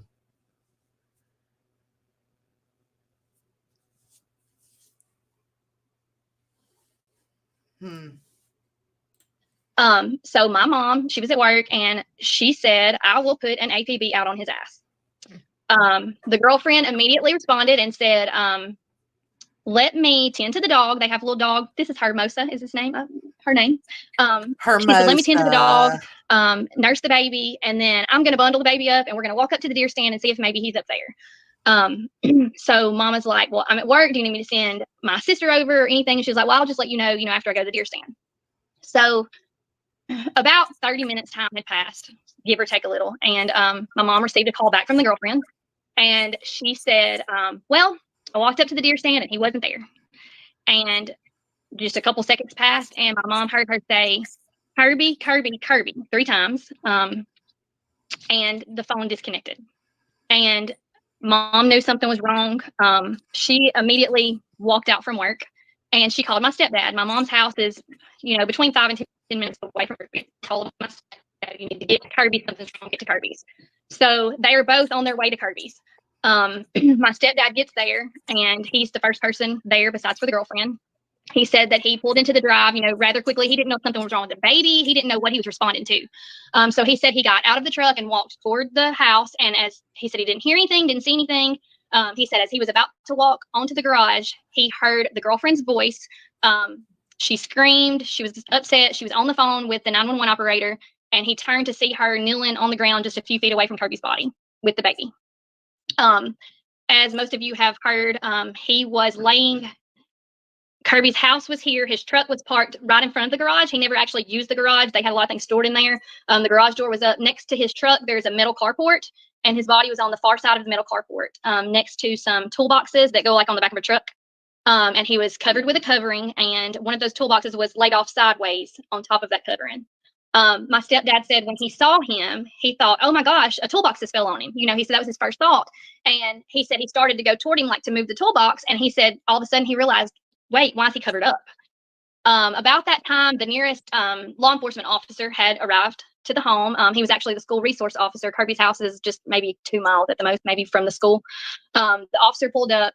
He got out. He walked over to where they were. And he said, we've got people coming on the way. And my stepdad said, he had pulled the covering down from over his face. And he said that he saw Kirby's eyes looking at him. And he said he could see the wounds. And he knew he was gone and there was nothing that anybody could do. When the officer walked up, the girlfriend said, oh my goodness, Kirby's killed himself. He's committed suicide. And the officer said, ma'am, this is a homicide. And of course, I wasn't there for any of that, but that's what, my stepdad told us had happened. We got there and of course they wouldn't let any of us come up the hill next to his home. We had to stay at the bottom of the hill. My mom was there. It was very, very difficult and has continued to be very difficult to see the pain that my mama is in. It's been really, really hard losing Kirby and dealing with that grief of my own. I have 2 girls and both of them loved their Uncle Kirby. My littlest girl, before she could speak clearly, Uncle Kirby was her favorite person. And it's been really, really hard for all of us. And it's been just as hard having to see my mama hurt over and over and over again, trying to figure this out, So that's been very difficult. But, initially, when this first happened that day, we were all so grief-stricken and in shock. We didn't know how to process this, I guess. I mean, none of us, thank God, have ever dealt with this before. And it's the worst thing any of us have ever had to deal with. And so we weren't thinking, clearly at the time as far as what exactly happened. It was more of, oh my gosh, someone's killed him. He's not here. We're dealing with the loss. We're dealing with all of that. And we're not trying to point fingers. We're not trying to pinpoint. Of course, we're like wanting to know who would have done this, who could have done this to Kirby. But we're not just. They don't know where they are right now, do they, Samantha? Because the house burned down. So where did they go after the house burned down? They haven't been able to trace them. I don't know about law enforcement. Law enforcement may be tracing them or know where they're at, but Kirby's family doesn't. Digging the clues like we've been able to do going backwards. So at one point we all left. I stayed on the scene longer than anyone else because I couldn't stand the thought of him being there without people who loved him. So I stayed there for a while. Everyone else gathered at Mom's. When I did leave, I went to Mom's. Several of us sat out in the carport, and of course we had, lots of people there, to show support for us and to be there for us. But we were just in shock, and we were trying to figure out what happened. Kirby's girlfriend was there with one of her friends, and the baby. We did ask several questions because she was the last one who had seen him. We asked her, when's the last time that you saw him? And she said on Wednesday morning, whenever I was leaving to go to work, he was still in the bed asleep. I said, well, when's the last time you heard from him? And she said on Wednesday night. She actually took her phone out of her pocket, looked and said, scrolled on the phone, and she said it was at 6:30. She didn't state what the context of that text was at that time. And actually, we didn't know until we got the phone back from law enforcement after they had it for several months. But his last text was telling her his location that night. She was asking, where he was. She wasn't home at the time, and that was the last text that he sent her. So when law enforcement officers that night decided to, I guess, declare the scene to be clear, that they had processed what they felt like they needed to process at that time, they called my stepdad and they said, hey, we need the girlfriend and you or someone to come down. Let us give you all, the okay, y'all can come in the home, whatever. So my stepdad asked me, would I go with the girlfriend back to Kirby's house, see what law enforcement needed us to do from there. So I get in my car, drive there, in her car, and comes down there, and we get down there. She was asked to sit in the car with one of the MBI, the Mississippi Bureau of Investigation officers. She had asked me to tend to the baby while she was able to talk to her for a while, and question her about some things. After that was done, they told us, no one needs to stay here tonight, which, none of us would have dreamed of staying there that night. But they said, you can go in with her to get her and the baby some things. So we walked inside. She and I did. She had the baby. She walked straight to the nursery, sat the baby down in the rocker there, and she leaned up against the changing table. And she kind of slid herself down the wall, and she looked up at me and she said, Casey, I did not hurt your brother. And I said, no one said that you did. And she said, do I need a lawyer? And I said, do you need a lawyer? And she said, the questions that lady asked me, she makes me think that they think I had something to do with this. And I said, you're the last person who saw him. You're his significant other. They're going to ask you questions. We left. We went to my mom's. My sister lives in another state. Probably. She and her husband had come in. They were all going to stay at Mom's that night. Me, my husband, and girls came home later that night to try to get some rest. Got up the next morning. We went and got some breakfast from one of the restaurants to take. There was a lot of people at the house there. We wanted to make sure everybody had food. We got there the next morning, I would say probably around 9:30, and I don't know, walked Bodie. in, and I was going to go, check on the All these damn questions. We don't know. It sucks not knowing. baby when I got there, and we got to Mom. But we got to remember, we're not owed anything. If anything, his family is owed something, some kind of something after 10 months, but I don't know. Mom's, and I looked around, the girlfriend, the baby wasn't there. And so I went to my sister, and I was like, hey, where's girlfriend named Enola? And she said, well, she went back to the house her parents are supposed to be in here soon. They're on their way. And I said, did they go by themselves? And she said, yeah. And I said, well, is it even safe? Is that safe for her to be there with the baby, by herself? And she was like, I don't know. She just said she needs to go meet her parents. Which brings me back to the point of her parents. And I know that you've covered this on your videos, and we've covered it on our Facebook, but for those of you who don't know, Kirby and his girlfriend had a baby together. She was born on July the 23rd. At the time she was born, the girlfriend's parents came to stay with Kirby and the girlfriend to help, with the newborn baby. And Kirby had told us several times, that they were very helpful. That a lot of times, the baby would wake up at night and they would just come get her and tend to her and let them get some sleep. It was our understanding. I know Kirby had told us, and the girlfriend had told us, that they were planning on staying for a week or so to help, until she got to feeling better. But they never left. They stayed for 4 months. And in fact, on Friday night when we were all at Mom's, that was one of the questions that I asked the girlfriend. I said, no, when did your parents leave? Because we had Thanksgiving at Kirby's house the previous Thursday, and they were there. And that following Monday, the girlfriend had messaged me and told me, she was like, hey, Kirby and my parents are kind of under the weather. Are you guys all feeling okay? And I was like, yeah, we're fine. And she's like, well, I think they may have the flu. So I knew that her parents had not, they were still there on Monday when she and I had talked. So I was like, when did your parents leave? And she said, well, they left Tuesday night. Investigators determined that Kirby was killed on Wednesday night. And they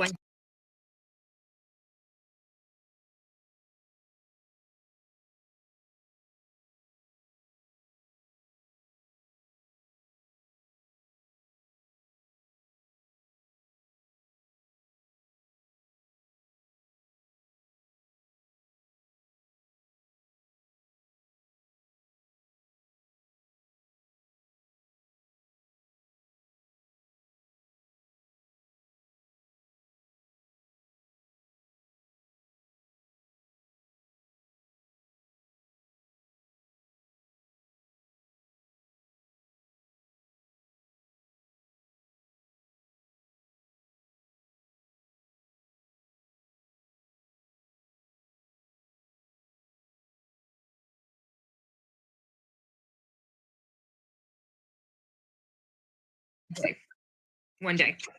Yes. One day Yes. before he was killed. Yes. One day before. I just want to make sure that people understand that. Sure. One day before Kirby was shot. Absolutely. Absolutely. And Oh shit, I was muted. I'm sorry, guys. Why would you leave at night? Like, you've been staying there for months and months and months.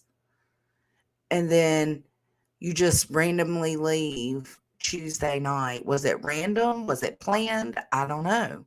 See, these are the questions we have. Like, was it planned for y'all to leave and go back home? I don't know. And then supposedly there's a news source. This is allegedly. I seen the news source comment on the Facebook comments of the Justice for Kirby Facebook, and the news source said that they have verification that a U-Haul was seen there on the day before Kirby was found. So he was killed on Wednesday, the 30th, found on December 2nd. So on December 1st, a U-Haul was there before he was even found. So while that U-Haul was there, he was just laid out there dead. Like, what the fuck? And, you know, there's a lot of questions surrounding that. I mean, it's very coincidental, you know, that they leave on Tuesday and he's killed on Wednesday. And the reason a lot of people have asked also, you know, if he wasn't found until Friday, how do y'all know that he was killed on Wednesday? And that's because the investigators, they went through his pockets, of course, and he had a receipt from Kroger. He had gone to do some grocery shopping on Wednesday night. He had bought some steaks there, and the groceries from Kroger were still in his truck. So he never even had an opportunity to get those out of his truck. And the investigators went on Saturday morning to Kroger, and they pulled the security camera footage, and they saw exactly where he was there, what time he left, and he was still wearing the same clothes when he was found on Friday that he had on when he was in Kroger on Wednesday night. So that's how they come to the conclusion that it had to have happened on Wednesday night. So that leaves everyone with the question of what happened from Wednesday night until Friday. You know, I think I've said it many times. You've said it. Most everyone who's shared it in their videos has said, you know, we're not making accusations. We have 24/7. It has been on our minds. It's all we can focus on. It's all we can think about. It's all we can talk about. We have tried to make everything make sense in our minds. And there are just still so many unanswered questions. So, you know, looking back, actually on that Thursday, well, let's just go back. So on Wednesday night, they think that this happened to him when he got home from Kroger, which would have been sometime around 7 p.m. At that time, the girlfriend is thought not. She was seen somewhere else around that time, and that's verified by law enforcement. So it's possible that she was not there at the time that he was killed. You know, we did ask her in the carport at mom's that Friday night, you know, how did you not hear anything? Did you not see anything? And she said, no, me and the baby were sleeping upstairs. We didn't hear anything. We asked her, you know, so you were coming and going for 2 days and he's out here in the yard and his truck is parked at the entrance of the garage. Did you not? I know, Bodie. Like, she gets home, the truck's there. She ain't immediately wondering where her husband is. If the truck's there, the groceries are in the truck. This is weird. This is fucking weird.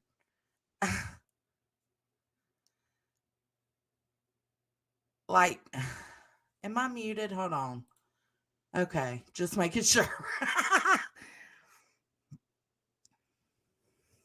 That's what I think, Dad. Or he could have been over there at the toolbox or something. And Kirby, okay, they're saying they think he got home around 7. Well, he didn't share that post until 7:30, so we know he didn't die until after 7:30.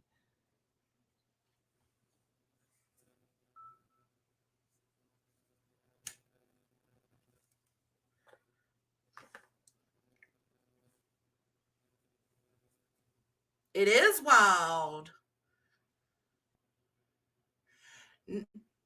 No. They're asking her if she heard something because supposedly she comes home from Walmart, goes inside, ain't fucking worried about where Kirby is since his truck's there. I don't know. That's weird. And then her and the baby go to bed. Go upstairs and go to bed. What? Make it make damn sense. See anything, and she's like, no. And we were like, well, did you go, where did you go during those 2 days? That Thursday morning, she took Enola to the doctor for a scheduled visit. She actually did text me and Mom both on Thursday and told us it was a little sticker, that they give you at the doctor's office with the baby's height and weight and everything to keep track of their growth. She had sent me and Mom both a little picture of that. I, responded and was like, oh, she's growing, and she said, yeah, but she tested positive for the flu today. And we were like, oh no. And during that text conversation with me and Mom, she did say, by the way, have either of you guys heard from Kirby today? Or has Sean, which is my husband, sometimes they would, talk to one another. And I was like, no, haven't heard from him. I assumed he'd go to the doctor with you. And she was like, no, he's not with me. Never said anything else about it. In response to Enola having the flu, my mom said, hey, I have Pedialyte at my house. If you want it, for Enola, don't go buy any. Okay, so look, we're figuring this out together, guys. I just mentioned the Pedialyte earlier. This explains it. Okay, great. And Dad, I agree with you. She's like, okay, well, I'll come by and get it later. In fact, that afternoon, when I went to pick my little girl up from my mom's because she had stayed over there that evening, when I went to pick her up, the girlfriend and the baby were at my mom's. And I was actually a little bit pissy because the baby had the flu. And when I got there, my little girl was all in the baby's face. I told my little girl, I was like, get out of her face. She's sick. We had a conversation there. She never once mentioned to us again, like, hey, I still haven't heard from Kirby, or Kirby didn't come home last night, or, I don't know where he is, any of that. Which is, strange to me because she had text earlier that day and was like, hey, by the way, have either of y'all heard from Kirby? But not, she's sitting here looking at us in the face. We're playing with the baby and she doesn't bother saying anything about, well, he didn't come home last night. His truck's there, but he's not there. So when we were talking to her, on that Friday night, we were like, well, tell us about Friday. What happened what happened today? What did you do today? And she said, I had to get up to go to an appointment. And she said, I woke up late. So I didn't even worry about finding Kirby or anything. I just, I didn't worry about waking Kirby up or anything. I just got myself ready and I was running late. So I grabbed the baby and took her with me to my appointment. And, she didn't say anything about, see, Kirby, he had a pretty, I don't want to say a common routine, but I mean, he was going to drink his coffee every day and he was going to take like an hour-long bath every day. That's just how he was. But, for 2 days, she was coming and going. And my stepdad even asked her that Friday night, he said, so your vehicle where she parks, it's closer to come out the front door. And so my stepdad even said to her, so Kate, you park on this side. You must have come and gone out of the front door. And she was like, no, I use the garage door. So for 2 days, she was using the garage door, going in and out, walking right past Kirby's truck. And I do have a video, but I've said the girlfriend's name a couple times in it, and I'm not going to disclose that. So I need to go back and make another video so I can show you all exactly how the vehicles were parked. But she had to walk. I'm sorry, Casey, not to interrupt. Disclose that I'm not a nice person, and I did disclose that on one of my videos. So if anybody, I have no problem with what anyone else discloses. Right. If anybody's curious, if anybody wants, we are not going to be mentioning her name on this live out of respect for the family. But if anybody is curious, you can go watch one of my videos because I have my own thoughts about this. Go ahead, Casey, sorry. Tickle tits. No, you're good. So, it's just a whole lot of questions about that. It's a whole lot of questions surrounding that. So, it's easy to look back and have all these questions. But like I said, at the time, a lot of people have told us, well, did y'all not think about that at the time? We weren't thinking clearly at all at that time. So we'll fast forward to the next day. Okay. So on Saturday, the day after Kirby was found, we go to the house, girlfriend and baby are not there. They've gone back to the home to wait on her parents to arrive.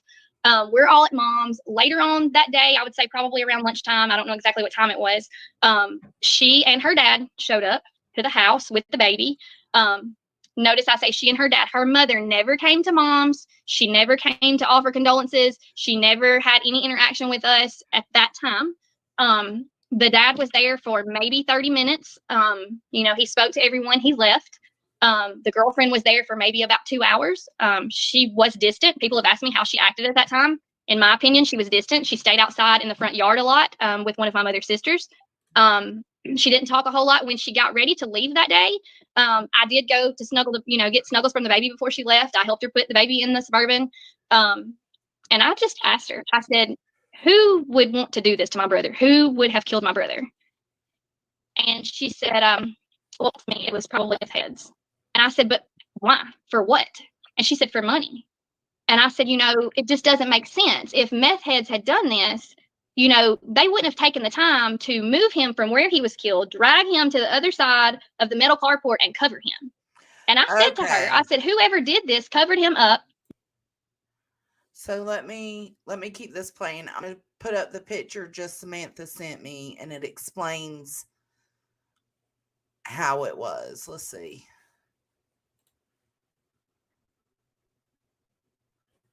All right. Let me move the comment. Okay. So this says two toolboxes were beside the two you see below. So there's 2 here and there was 2 here. Or are these the ones that were right here? I don't know. One was placed over Kirby's body, but not on top. A covering was placed over him from his head to his ankles. Does that make sense? But he was killed over here. He was killed over to the right of all of this and drug to over here where the toolbox was laying across him, but not on him. So if there was 2 toolboxes right here where the black marking is, that means the one that was on top, say for instance, this black one, would have been diagonal, like the one end of it would be on top of the bottom toolbox and the other end on the ground, and it was just going over Kirby diagonally. Okay.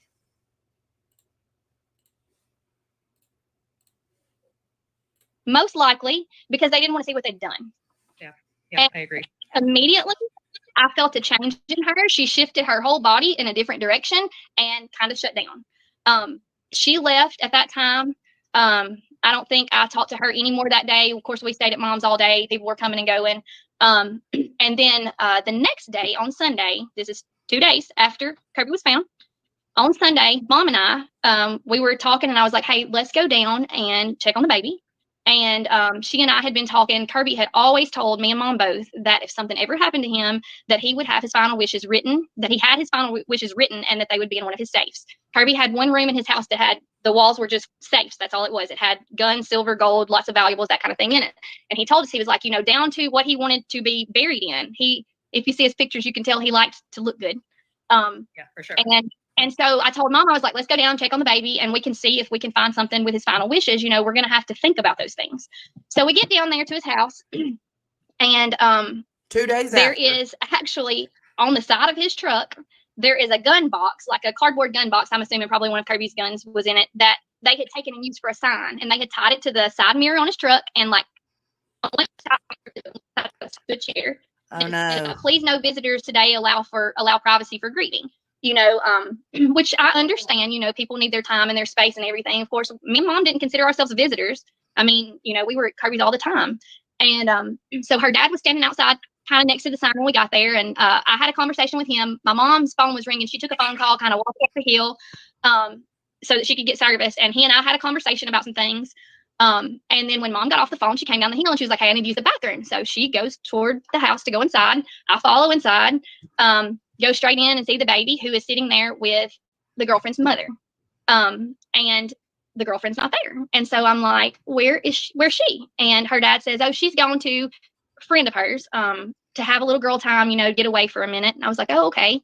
And I started looking around and I started noticing some things. One of the things that I noticed was that he has these 2 doors, and you can see them in the video that I show of the hill, these 2 doors. And so I noticed in the backyard there's like tire tracks where something has been pulled to the back door. And I'm thinking, well, that's strange. That wasn't here Friday. And then I look around and it looks like the doorknobs had been changed. Mom went in the bathroom. She came back out. She talks to the baby for a minute, and then she turns around to go toward the room where Kirby's safes are. Because like I said, we had intended to see if he had his final wishes in there. Let me just say at this point that on Friday night, when we went back down there, Mom opened those safes to make sure that they had not been cleared out or anything. She was able to gain access into those safes that day. Mom's always had the codes to his safes. She's always had them. It didn't appear like anything was going on Friday night. So we're there on that Sunday. As soon as my mom approaches the safe room, the girlfriend's dad follows her to the door of the. So on Friday night, when Mom checked, everything was normal with the safe room. Friday night is when they found him. Safe room. And I can hear him from the other side of the wall. Like I said, I'm sitting playing with the baby at the time. And I hear him say, "Now, Maddie, this is what I'm talking about. We don't need you down here causing problems." And so I'm like, what is going on, And so I go around the corner and he's like standing in the doorway, kind of talking to her confrontationally, I guess you could say. And I'm like, "Excuse me, how is she causing problems? Like, we have to bury my brother." And he says, "And it's Kirby's house. The fuck you mean? Miss me with that bullshit." "Well, we just don't need any problems." And my little girl was with us. And I don't know if it's because she came up or if because the conversation was kind of becoming confrontational. He said, "Do you want to talk about this in the garage?" And I said, "Sure, I'll talk about this in the garage." So we got to the garage and I'm like, what's the problem? And he said, "Well, we've heard that you guys are saying that y'all think that my daughter had something to do with Kirby's death." And I said, "Well, actually, we haven't said that. And at this point, we hadn't." Right. And I was like, "Well, we haven't said that. And I don't know who told you that." And I was like, "But you're not from here. We are. This is a small town. You're going to hear all kinds of crap because that's just how people talk." And he was like, "Well, okay." And Mom comes out. We have a long conversation. And then Mama says, "Now, can I go back in here and do what I came here to do?" And he says, "Sure, you can." And she goes into the safe room. And I can hear her attempting to access the safes, and they're beeping instead of opening. And no, hell. We realized that the codes to the safes have been changed at that point. And of course, when we asked him what happened, who changed the codes to the safe? Who did this? Everything we asked, I don't know. At the same time that we were there, the area where Kirby's house is, phone service is not great. It's kind of out in the boonies. My phone was almost dead, and I had texted my husband and told him, "We've kind of had a little confrontation down here. If you don't hear from us shortly, just come check on us." Well, my mom's phone completely died. She had it on a charger in Kirby's room. And I didn't even realize it, but a friend of hers had been trying to contact both of us and couldn't get either of us. And so she had called my stepdad, and she was like, "I think y'all need to go to Kirby's and check on Maddie and Casey because I can't get in touch with them." And of course, nobody knew anything that was going on down there or anything. Well, my husband and stepdad arrive, and my husband walks in, and he's like, "What's going on down here? Why are locks being changed and safe codes being changed?" And the girlfriend's dad's like, I don't know what you're talking about." And of course, the girlfriend's not even there at the time.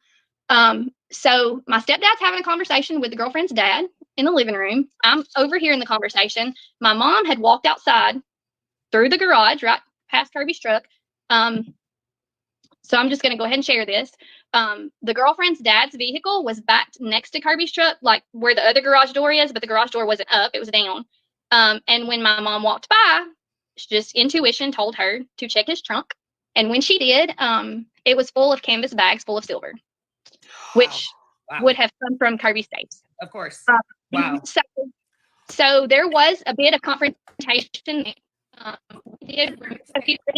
You mean to tell me he's caught red-handed with this shit from this man's safe?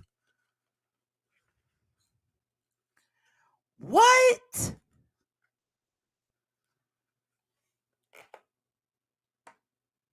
Silver. Bags full of silver.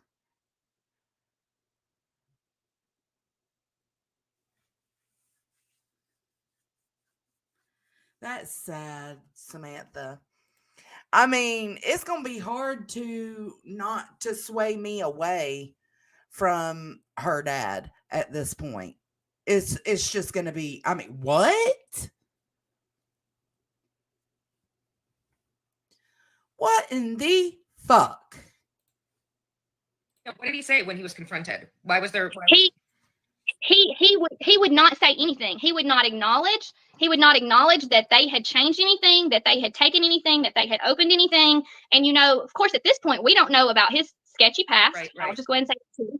But I think he's probably not well known for taking responsibility for his wrongs. And in fact, he looked at my stepdad during this day while we're down there and all this is going on, and he says to my stepdad, "We're showing y'all grace. After all, y'all are in our home." Bitch. And my stepdad Nope. Yeah. Nope. That's not her. No. Okay. Right. I'll let you Right. finish before I. Bitch. You got me fucked all the way up. What in the Sam hell? That ain't your home, motherfucker. Ooh. Say a few more things. Yeah. And so my stepdad says, "This is not your home. This is Kirby's home." Right, he says, sober girl. We've been living here for 4 months. Did you leave us? Sorry. No, I'm here. I'm here. Okay, that's okay. So it was very heated, I guess you could say. We ended up leaving. We did take some of the things that we felt like we needed to take to protect, and we went immediately on Monday morning, got an attorney. We turned those things in so that they would be there for the kids for the estate. But on Sunday night, Mom received a text from the girlfriend, and she was telling her, we need to talk about these things face to face. We need to get together and figure out, what we're going to do. So my mom gets in her car and goes down there. Wow. And she gets there. The girlfriend won't let my mom come inside, and she won't come outside to see my mom. My mom had already contacted law enforcement and told them she was coming down there, that she was going down there. Because she's a busted hoe. That's why. Busted. And what had happened that day. And she was like, I don't want there to be problems and someone not be there. Right. And so she gets down there, and like I said, girlfriend won't come out. She won't let mom in. She doesn't want to talk about it. She was like, I didn't mean right now. So my mom tells the law enforcement officers, the ones that came, there were 2 of them. And she said, we were here earlier today. This is what happened. I popped the trunk. It was full of silver. And she said, I guarantee you, if we popped it again, it's going to be full again. And the officers were wonderful. They were like, this is a civil matter. We can't touch that trunk. It's on Kirby's property, whatever. So my mom opens it up, and it was loaded down again. Oh my gosh. Oh my fucking that's- God. Surely the police know this. What? Excuse me? Excuse me? Oh man. Bruh, it's not looking good for you. How fucking dare you? That's really all I can say about that. Mm-hmm. Because like I said, law enforcement's aware of it. There's some certain things they could and couldn't do. Good. I can't really say anything else about that. But, at that point, which was 2 days after Kirby's death, at that point, we had to start thinking, Of course. what's going on here? You would have to think that, really honestly, from the get-go, with everything that had transpired, it's firstly starting with the fact that she hadn't heard from Kirby since Wednesday, and it was Friday. That alone would put up a red flag for me. And then Right. all these other things that are happening that are like, what is happening here? What's going on? Did you tell the police about sort of all of this, the 2 times that you went on the front? Absolutely. We told them about it, and they were there on Sunday night, the second time when it was loaded down. The police were there. So all of that happened, and that makes me think that the police are just trying to get their ducks in a row. You know what I'm saying? To get this figured out before they make any arrests. I don't know. That's just the feeling I'm getting. we had to tell them, y'all can't be here, y'all can't stay here, But at that time, all we were thinking about was we've lost Kirby, and Kirby's kids have lost Kirby. Right. And, that was his little girl's home. Right. And at no time did we think, even with that going on, at no time did we think, get your tail out. That was the baby's home. Right. And it was just, just unbelievable. Really, there's so many facets to this story that are unbelievable. There are. So all of that happened on Sunday. Kirby's body had to be sent to Jackson or Pearl, Mississippi for autopsy, of course, to the crime lab. They were really backed up. They told us it could take quite a while. We weren't able to have his funeral until the 17th. We had his funeral on the 17th. And again, the girlfriend came, the dad came, the mom never showed up. She wasn't there. She didn't participate in any Seems like mom didn't want nothing to do with it. kind of way. but didn't want to speak out against it. So shame on her still.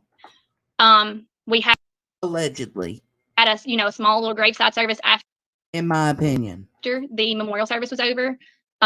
When we left, my church, the ladies there had prepared a big meal for us to come, and eat. We went, we invited the girlfriend and her family to come. They chose not to. And a couple days later, they left.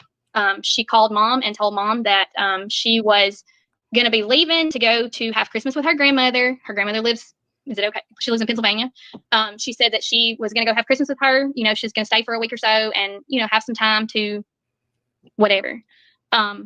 They left, and the day that they left, this is another thing that I shared already on Facebook. This is not new information, but the day that they left, mom walked in after she was gone and walked through the house, check things out. And before anybody says anything about it, mom was appointed to be the administratrix of his estate, and she was given a key to the home. She was there legally, and it has the right to be there at any time she chooses. But she went into the home and she walked into the bedroom and she opened the dresser drawers where she knew the girlfriend kept her clothes, just to kind of gauge, is she coming back or not? She opened the drawers, all the clothes were gone, but in one drawer, there was a handwritten will of the girlfriend's and a handwritten will of the father's. That's so weird. We have no idea why they chose to leave those there. We have no idea what those were supposed to mean, but that's what she found.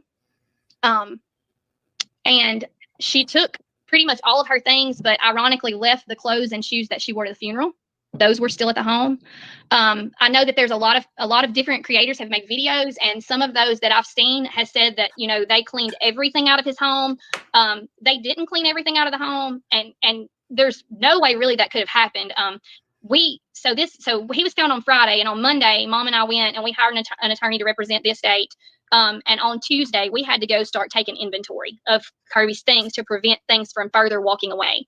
And so our attorney, her attorney, investigators, lots of people were there helping through that process, which was a nightmare in itself, on top of the grief that we were already in. And we were having to go through and list his things, to keep somebody from taking them. Sure. Yeah, that's so sad. That's so sad. So sad. Yeah. So we were dealing with all of that. But it's just, there's still lots of things left in the sacks, but there's a lot of things that were gone, that we know were gone. And, another thing that's been a big factor in our minds is, she hired one of the most well-known criminal defense attorneys in our area. If you're not familiar with the Faris Law Firm, it's definitely worth looking into. There's been some very high-profile cases that they've covered. The Mary Winkler case in Selmer, Tennessee, if you're not familiar with that, look it up. And I specifically asked her on that Tuesday when we were there, after he was found on Friday. So Samantha, so you're saying the home that burnt down was foreclosed on and the bank owned it? So if that's the case, is that what you're saying? Because if so, that would mean that that's why they moved in with Kirby. I don't know. The will thing's throwing me off, Bodie. I don't understand it.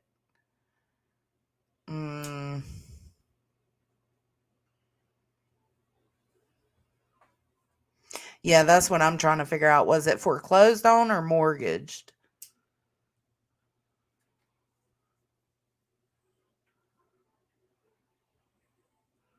Yeah, it's so fucked up, man.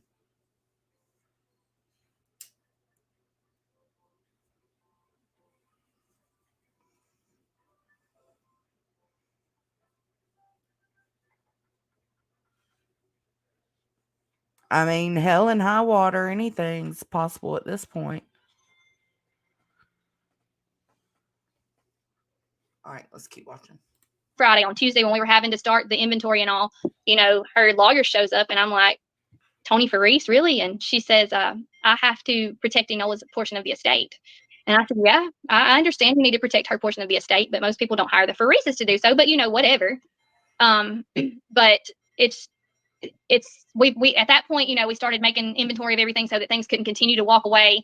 For sure. Her hiring an attorney in itself, is not a problem. Innocent people do get accused of things all the time. People do need attorneys. She immediately, after she got out of the car with the MBI investigator, stated that, do I need an attorney? First thing she asked. But what I don't understand is, she showed up with that criminal defense attorney on Monday and has refused to cooperate since. You know, it's not the fact that she got an attorney, because you can get an attorney and continue to cooperate. You know, the girlfriend has not once reached out, hey, are they any closer to figuring out who killed my baby's father? Or, you know, are they any closer to figuring out who killed the person that I loved? You know, she's not. She has a little boy that has a different mother than her, and she has taken it up on herself to, you know, hire her own attorney.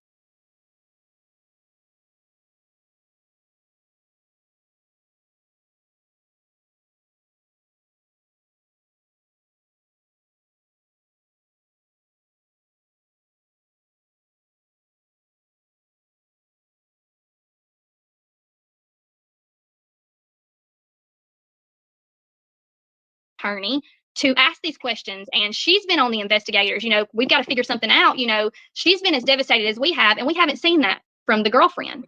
And then, you know, for a while after she first left, we were keeping communication open. We could text and ask about the baby. She would respond. Now she wasn't going to respond to anything else, and that's fine. And then there was a brief time period where we didn't reach out. And there was reason for that.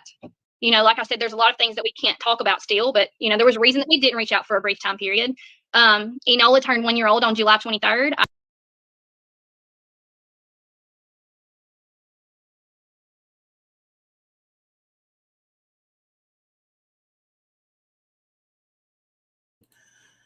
Damn, I keep talking to y'all muted as fuck. Just Samantha's coming in with the facts. Look, she said, baby's mama's parents claimed bankruptcy and lost 2 businesses. One of them probably being the illegal deer farm. I sent a message. I shared that on Facebook. You all can see it if you want to look. I just wanted to wish her a happy birthday, you know, and hear from her. And that whole week, you know, I kept continuing to try to reach out. And, you know, I just got this feeling like, why is she not responding to us? Like, we haven't done anything. I'm just trying to check on my niece, and not getting any response. So at that point, I called to the sheriff's office at the county where the home is that she supposedly, we felt like, was at with her parents, where mom is sending the monthly child support check to, and requested a welfare check. I told them, you know, what had happened here, that my brother had gotten killed, that my niece was with her mom, that we were not sure their whereabouts, but that we're sending, you know, the money like we're supposed to every month to her, at this address, and asked them, could they go check it out for us? They were very, very nice and helpful. They told us, sure, we'll give you a call back. That area doesn't have good cell reception. Give us a couple hours. He calls back and he says, man, sorry, the area has burned to the ground. That to me is like, when I heard that, I said, if this person wasn't guilty before, and I can say these things, I know you guys, if this person wasn't guilty before, you got to think they're guilty now. Why in the hell is that house burned down? But the mailbox is still standing. The mailbox is standing, but the house is burned down. He did tell me some more information that did not come. Okay, but why does it matter? Okay, I don't understand the mailbox portion, because if my house caught on fire right now and burned down, my mailbox would still be standing. Wouldn't you think, babe? Absolutely. Like, was his mailbox right up at the house? Like, I don't understand why that would matter. Hell, my dad's house, my mom's house, they could all catch on fire and burn to the ground, and the mailboxes would still be standing. So, I don't know, Soper Girl. I guess just to help. I don't know.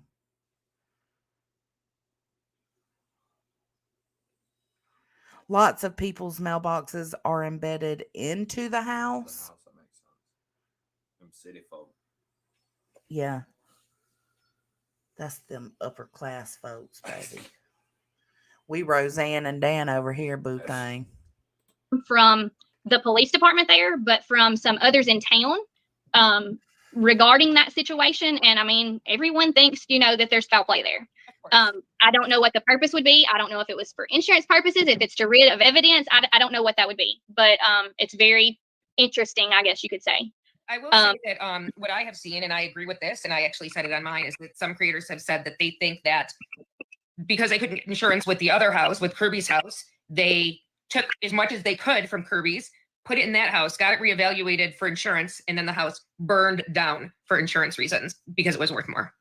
I mean, that to me makes so much sense. Like, why else would the mailbox be standing but their house is burned down? No sense whatsoever. No sense. You know, there's so many different things, and there's tons more that I can't talk about. Thank and you, I'm sure there's even Samantha. more than that, you know, that the investigators are aware of that they're not able to share with us. Sure. You know, to protect the integrity of the investigation, and we understand that. But you know, there's still so many other things that I haven't even shared on Facebook or shared with anyone. For instance, I'll share it with you guys while we're on here tonight. So Kirby, everyone that knows Kirby, everyone that was close to Kirby, everyone that he did business dealings with. She's spilling all the tea now. I live for this. Yes. Spill the tea, hunty. Let's get this all out because this shit is wild and it needs attention.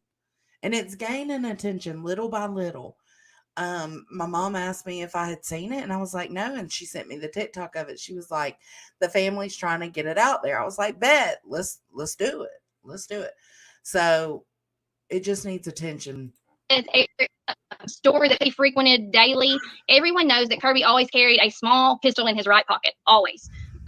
In fact, in October, him, his girlfriend, little boy, baby, me and my little girl, we went to the pumpkin patch together. And I even made the comment to him, like, hey, you don't need that at the pumpkin patch. Take that out of your pocket, you know. And he's like, you never know. He was like, you know, you need good guys with guns. But he always had that gun in his pocket, and we haven't been able to locate the gun. Really interesting. Yes, very So interesting. it wasn't on him. It was not on his persona. It was not on his person when he was found, you know, which leads us to believe that he probably pulled the gun, you know, at the point that he was ambushed or felt threatened or, you know, whatever happened that night. And, you know, it's so hard to think about that because we don't know what happened. Right. But that gun's missing. And it's very interesting to say the least, I guess, because, you know, that's one of the first things that we all thought about was like, well, where's his gun? You know, where's Kirby's little gun that he always So had in he his was pocket? shot. Because it's not here anywhere. And so, in fact, So he was possibly shot with his own motherfucking gun. Because I mean, they don't know yet because the gun wasn't found, right? Damn. That sucks. It's not necessarily true. Let's say allegedly. In my opinion, that's what I mean. It's possible. on that Tuesday when we were down there with investigators and lawyers and we were working on the inventory, and the investigators were there actually trying to find the sink box that no one had located. I think that's important. I think that's great. Let me just stop really quick because a lot of people are asking about this. I think that's very important. This is a very important part. A lot of you guys have been asking about videos, Ring cameras, Nest cameras. Did he have some? Yes. A part of the camera, the sink part of the camera, correct, is missing or was out. Yes, it was missing. Yeah, it was missing. And prior to this, right, the cameras were being used up until this time. As far as we know. In fact, the girlfriend told the office that sometimes Kirby would be gone and would talk to the baby through the cameras, and that she would look around to see where he was. Well, that answers that question. But the sink module that goes inside the home is what keeps the cameras, all communicating. But without the sink box, the cameras don't work, and it was missing. And so they were there looking for that inside the home at the same time that we were doing inventory of his belongings. And my mother had been outside with the investigator from the NBI. And she had asked him several times, what about Kirby's gun? Like, Kirby has a gun missing. He always had this small pistol in his pocket. And so I was actually inside in the living room at the time. The girlfriend was there. Her attorney was there. The NBI investigator comes in and he says, hey, y'all's mom keeps asking about a gun that Kirby carried in his pocket. And Kirby's girlfriend turned around and she said, they keep saying that, but he hasn't done that since me. I don't know what they're talking about. He hasn't carried that gun since me. And he had it at the pumpkin patch. You just said he had it in October at the pumpkin patch. He did. And like I said, you can ask anyone around that businesses he frequented, people that he did, frequent gold and silver deals with. Everyone knew he carried that gun in his pocket. In fact, I have a picture of him leaning against my kitchen counter. I think it was like in April or May of last year that you can clearly see it. Like, it's not something new. Right. But that gun is missing. And, we kept trying to reiterate that to investigators. The gun is somewhere. Kirby pulled that gun. I don't know if he pulled it and he shot at someone. There was no evidence of that there that we found, but the gun's missing. Okay. I agree with this a little bit, but I kind of disagree too, because it could just so happen that he just didn't have it that day. I mean, my husband doesn't carry every single day. He carries when he feels like he needs to, like, not that he's being threatened or anything, but just, you can tell, like, if you're going out to a community event or something like that. You just never know, man. Folks is crazy out here.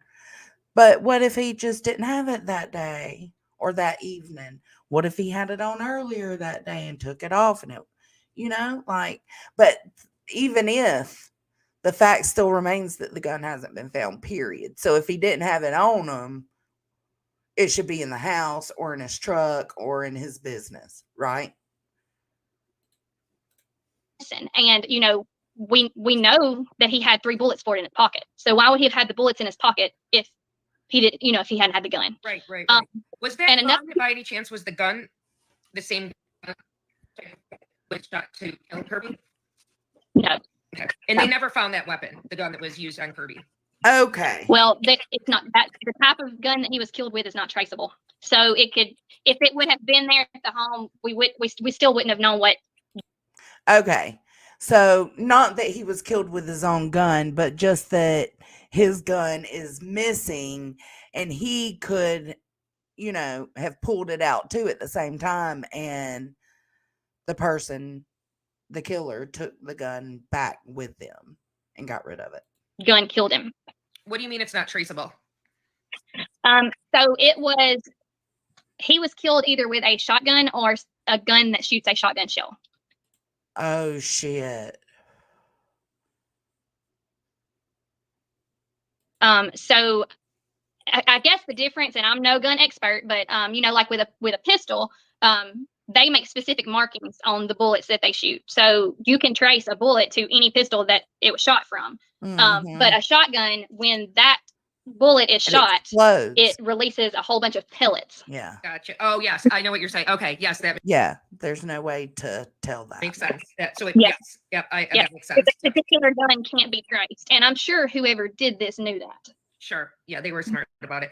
There's so much to this case, Casey, and I really appreciate that you gave the extensive detail that you did with everything. There's a couple of things that I want to say that I think are very interesting that we can talk about, and we can get into the questions and everything. I know you guys have a lot of questions. One, I think it's very suspicious that the first thing she said was that he killed himself. Sorry, I know we're not supposed to say that he unalived himself when he was covered with something. So how would that even be possible? I think that's very suspicious. I also think it's very suspicious that she chose to go back to the home Me too. alone when there was still allegedly a person out there who was the word I can't say, and she went home and wasn't nervous about that at all. Like, that would have been my first thought, was like, this person could come back. So yeah, I was comfortable going down there afterward. And I wasn't going there to live, and I wasn't going there to stay, and I wasn't taking, my 4-month-old baby down there. And I was scared when I went back to mom's the next morning. I was scared for them. We all thought that was very strange. Yes, and I agree with that completely. And the other thing that I think is extremely strange, and a lot of people have picked up on this in the comments as well, is if this happened Wednesday night or whatnot. Now, she wasn't there allegedly when it happened, or she wasn't there at the time that they believe that it happened, because they think he returned home around 7 p.m. according to his text messages to and from her, and a camera that was at a nearby place that saw his truck come through. They think he made it home around 7 p.m. and she was not home at that time. And they think that this happened at the time he came home because of his groceries still being in the truck. Of course, I mean, that could be off time-wise, but that's what they believe. Yeah, that makes sense. So that is for all the people who are saying she couldn't hear the pow pow go off. That is why she was not there at the time. Allegedly. Yeah. The other thing I want to bring up, there's a couple of things that I think is important that we bring up. One, based on the information that I have seen and read about this incident with Kirby, it appeared as if something that actually maybe happened in the garage, because the garage was sort of in disarray, and there actually looked to be like blood marks smeared on the ground. Do you want to talk about that a little bit? Sure. So first of all, there was a stray dog that had come up, and Kirby had been taking care of her for a few months. They had named her Lucy, and Lucy, it did not matter. Anytime you went down there, she was going to have some things scattered through the yard, towels, clothing, something she was going to drag up from somewhere, and things would be scattered. Peppers. So with that being said, this is not exactly what you asked. We also changed, how did he lay there with that covering over him as neatly as it was without the dog messing with him or the covering? That's another question we have. But yes, the garage, there was a trash That is can in the kinda middle of the weird. garage, like a small trash can. It was turned over. There was like some cans and some trash scattered through the garage there. But from about the place where that trash can laid all the way to the end where the gravel began, where the concrete of the garage ended and the gravel began, there was a brown streak down the middle that law enforcement said was a drag mark. I mean, blood. It was blood. And like I said, she told us that she did come and go through that garage to and from her vehicle multiple times on Thursday and Friday. Completely. That's sort of a big red flag to me is seeing, or the fact that the garage was a mess and there was that bunch of blood that they said was blood, a blood trail. I think that is not to mention the fact, which everybody is picking up on this, is the fact that she had said that he was gone since the last time she saw him was Monday morning, but you don't call anyone until Friday and say, I haven't seen Kirby since Wednesday. What's the deal with this? Like, where could he possibly be? The other thing I wanted to say is that the girlfriend also, the police asked her twice if she would take a lie detector test and she refused. Is that correct, Casey? Twice? They haven't told us that they asked her twice to take a lie detector test. They told us that she did refuse a lie detector test, and that she had an attorney present and that she refused questioning. Yeah, that to me all looks suspicious. I mean, to me, that's just, there's so many red flags in this. Many people are asking if Kirby's phone was actually plugged in his car, in his truck, correct? When it happened? When he was found on Friday, the truck doors were locked and the phone was on the charger inside of his truck. So the truck door was locked, even though he hadn't gotten the groceries out of the groceries from Kroger were still in the truck, which is ridiculous. Many people want to know how long Kirby and the girlfriend were together. So it was sometime between 2 and 3 years. I've tried to think back and know exactly when it was. I don't know exactly when it was, but it's going to be between 2 and 3 years. Okay. And I think it's important, if you guys haven't seen any of the videos that are on the Justice for Kirby Facebook page, and I've taken a lot of them and put them in my stories. I have a whole folder story of Kirby at the top, is that the girlfriend, when she said she was going up to look in the deer stand, because that was the thought, maybe he was up there, maybe something had happened to him in the deer stand, maybe he had a heart attack, maybe something had gone wrong up in the deer stand. Well, she allegedly went up to the deer stand through very thick terrain. It was like she would have had to go through a ditch. It would not have been easy. In fact, there's video of that's in the ditch. It is. It's in the ditch. In the ditch. Casey was in there and she had to pull herself up with a tree, but the girlfriend was carrying a baby and also had this very old dog with her. She didn't claim to have the dog, but she did claim to be wearing the baby. Wearing the baby, and I want you guys to go look at the terrain, because I mean, Casey, you did it. I mean, how hard was that just for you to get that ditch? It was very difficult. It was, in fact, I didn't know that I was going to be able to get down in the ditch and get out of the ditch. And we didn't know that the ditch was there, obviously, until we started trying to walk it after this happened. True, Samantha. And the first few times that we tried to walk straight up the hill where she claims to have walked, we still haven't made it up that hill. We had to go a whole different route to get there. And the strange thing, I guess, about that, or one of the many strange things about that, is when you walk out that back door there, Kirby's side-by-side was parked right there. So, I mean, yes. If you needed to go to the deer stand, all you had to do was get the side-by-side key and ride up there. It's just so many strange things that just point to be an untruth. I mean, they're lies. Doesn't add up. I think it's we need to tell a little bit of background. So we talked about the girlfriend and the fact that her parents were with them for 4 months and allegedly left the day before Kirby was, pew-pewed. I hate that I can't say the word, which is interesting in itself. And that when she did leave and you all did a wellness check on the baby, the home was burned down. Now, they are saying, did firefighters say that the home was arson? Was that the cause? Dad, if you're listening, just Samantha asked you a question. Cause of the fire? That I don't think that's been determined. I don't know. All they told us was that the home was no longer there, that it had burned down, that all that was left standing was the mailbox. We're not involved necessarily in that type of investigation. I know the investigator here has talked to them there. I don't know what they've determined about that. Of course, in our minds, we all can't help but question that. Right. Do you know where the family is now? The baby is? No. That is heartbreaking. That's heartbreaking. I'm sorry, but why does she always look like she's posing? Is it just me? Am I just being a hating ass bitch? Let me know. Heartbreaking for a variety of reasons. You want to make sure that baby I'll wait. Is safe, first and foremost. What about the child support checks? Can you not trace them to see where they are? That is something that's being done. The child support checks for June and July have been cashed, and they're being mailed to the home that burned. So I guess we're just kind of waiting to see what happens with August. Have you guys thought about stopping sending those, or do you think it's kind of a good way to track her? Well, we haven't. Mom's not going to stop sending them because, you know, she feels like it's the right thing to do for the baby. And I mean, there's a court order because that's what was agreed upon, you know, for her to send those. I mean, at this point, you know, I mean, the money belongs to the kids anyway. Absolutely. His chickens are gonna Ideally, get- you know, ideally, and that's another thing that we got a lot of scrutiny for on Facebook. You know, people, why are you continuing to send checks? You know,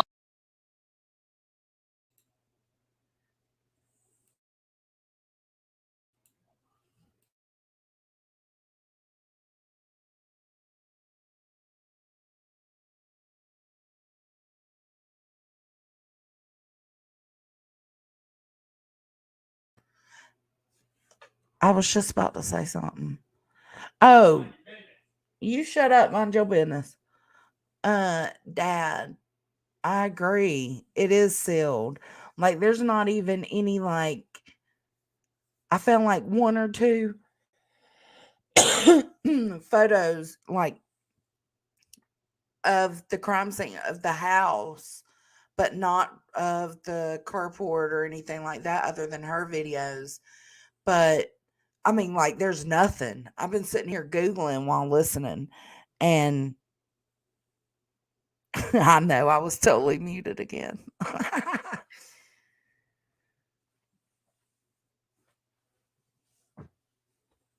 don't know.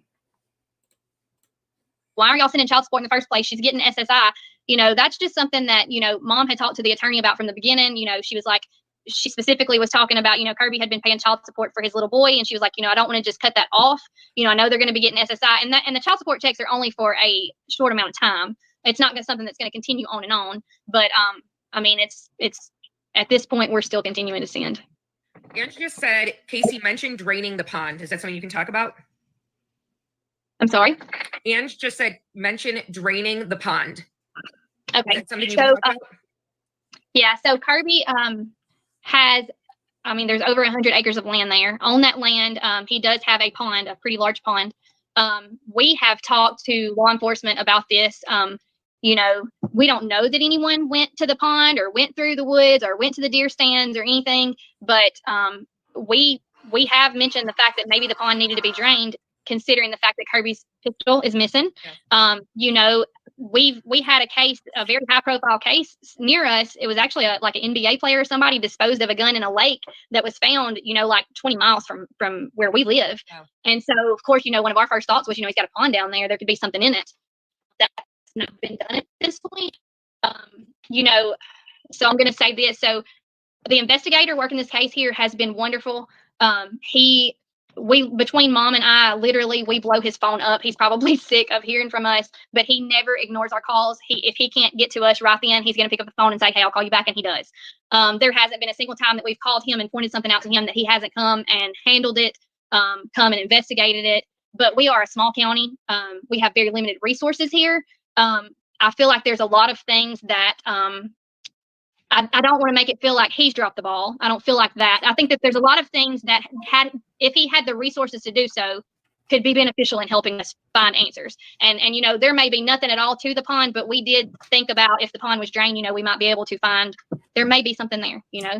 Yeah, I mean, that's very valid point. And why not check every possible place that you can check? Because it is suspicious that both pistols are missing. Guns. Yeah. Again, another red flag. Let's talk a little bit about the father. We know that the father. Sorry, go ahead. Well, I was just going to also make the point while we're talking about the pond and the land. You know, we know that Kirby had a lot of game cameras, and Kirby's neighbor who.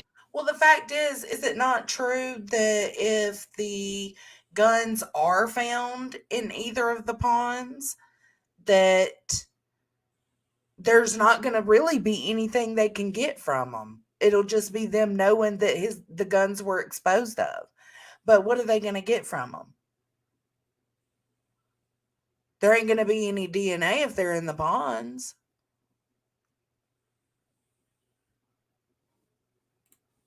Who lives next door to him verified to us, you know, that he also knew that Kirby had a lot of game cameras, but we have searched the property and we haven't found a single one.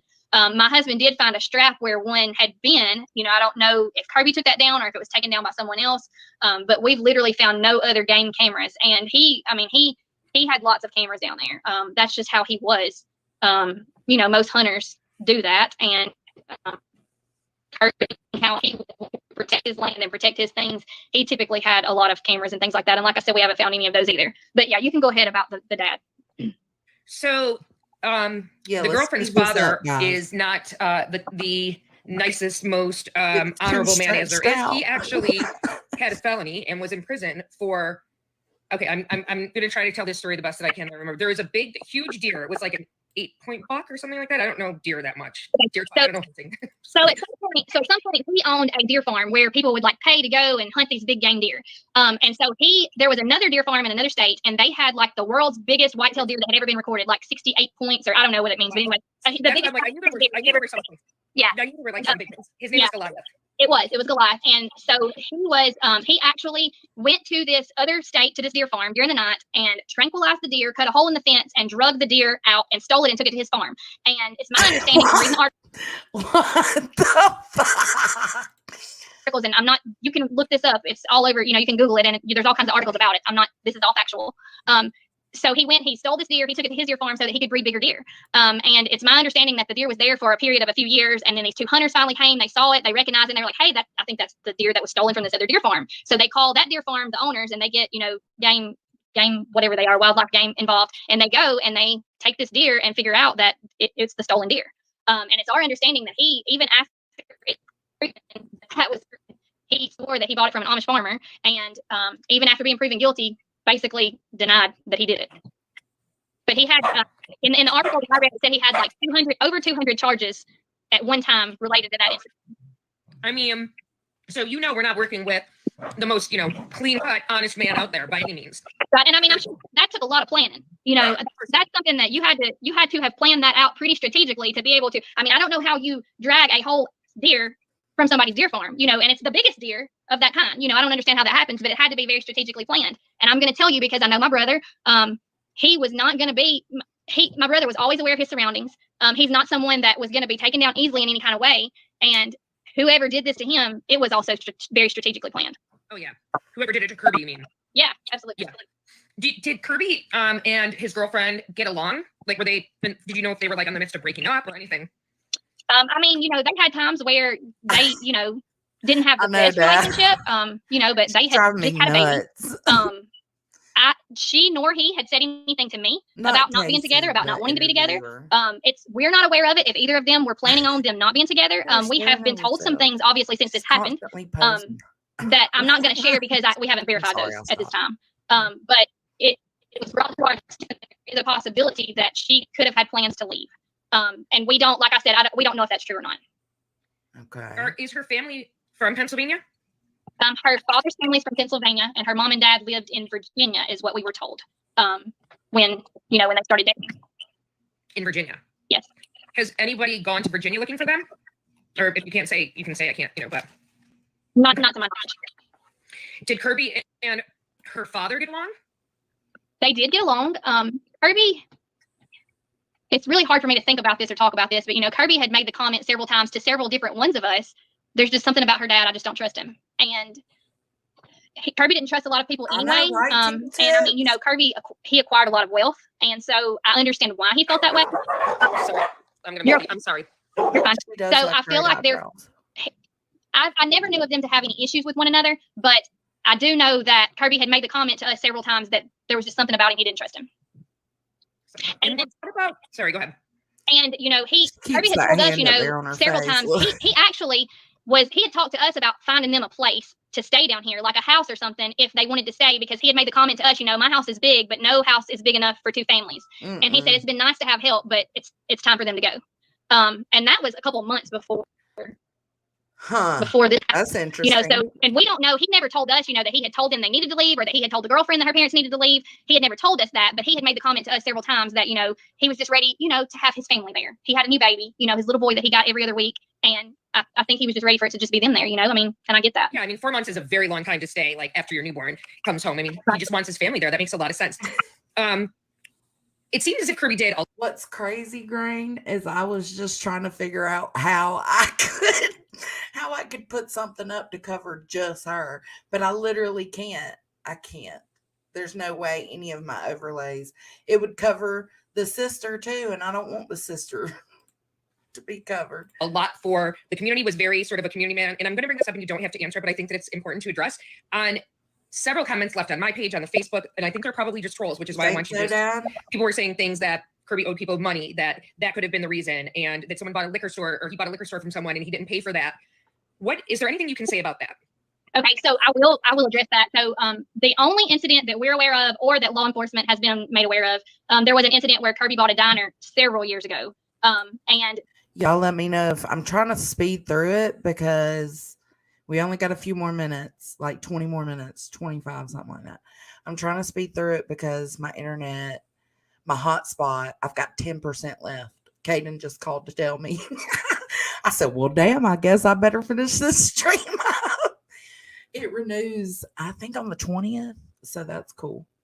there was an incident where there was something posted on Facebook about Kirby owing that man $5,000.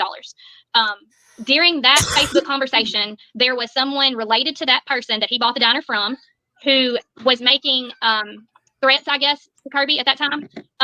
But that's been, the person who was making the threats passed away 2 years ago with COVID. So it's not felt that this is related to that in any kind of way. As far as him owing anyone else money, we've not heard that from anyone else. That's the single only incident that we're aware of that him about owing them money. Now, we do know that there was another issue of someone that owed Kirby a large amount of money, but I can't imagine where that would be. Oh my God. Thank you, Tinkle Tits. Oh, listen, I get 50 gigabytes a month of 5G hotspot. After the 5G runs out, it just kind of slows down a little bit. It's harder for me to play videos because they buffer so much. So, but I've been lending these fools in my house, my husband and my kid, all my hotspot. Like every day, it's like, hey, you got like, what did Tony have? Like 7 gigs he needed the other day. Caden's come to me. You got 3 gigs? You got 234 megabytes? You got, I'm like, what?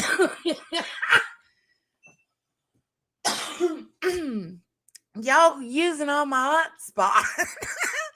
Not to mention they get 25 gigs of their own. I get 50 because 50 can last me a whole month on YouTube. But because I've been passing it out, man. I'm sorry, y'all, I'm a little stoned. Dad, stop. Thank you. Oh, y'all are funny. We got a super chat. You and me, baby, ain't nothing but mammals, so let's do it like they do on the Discovery Channel. Do it again now.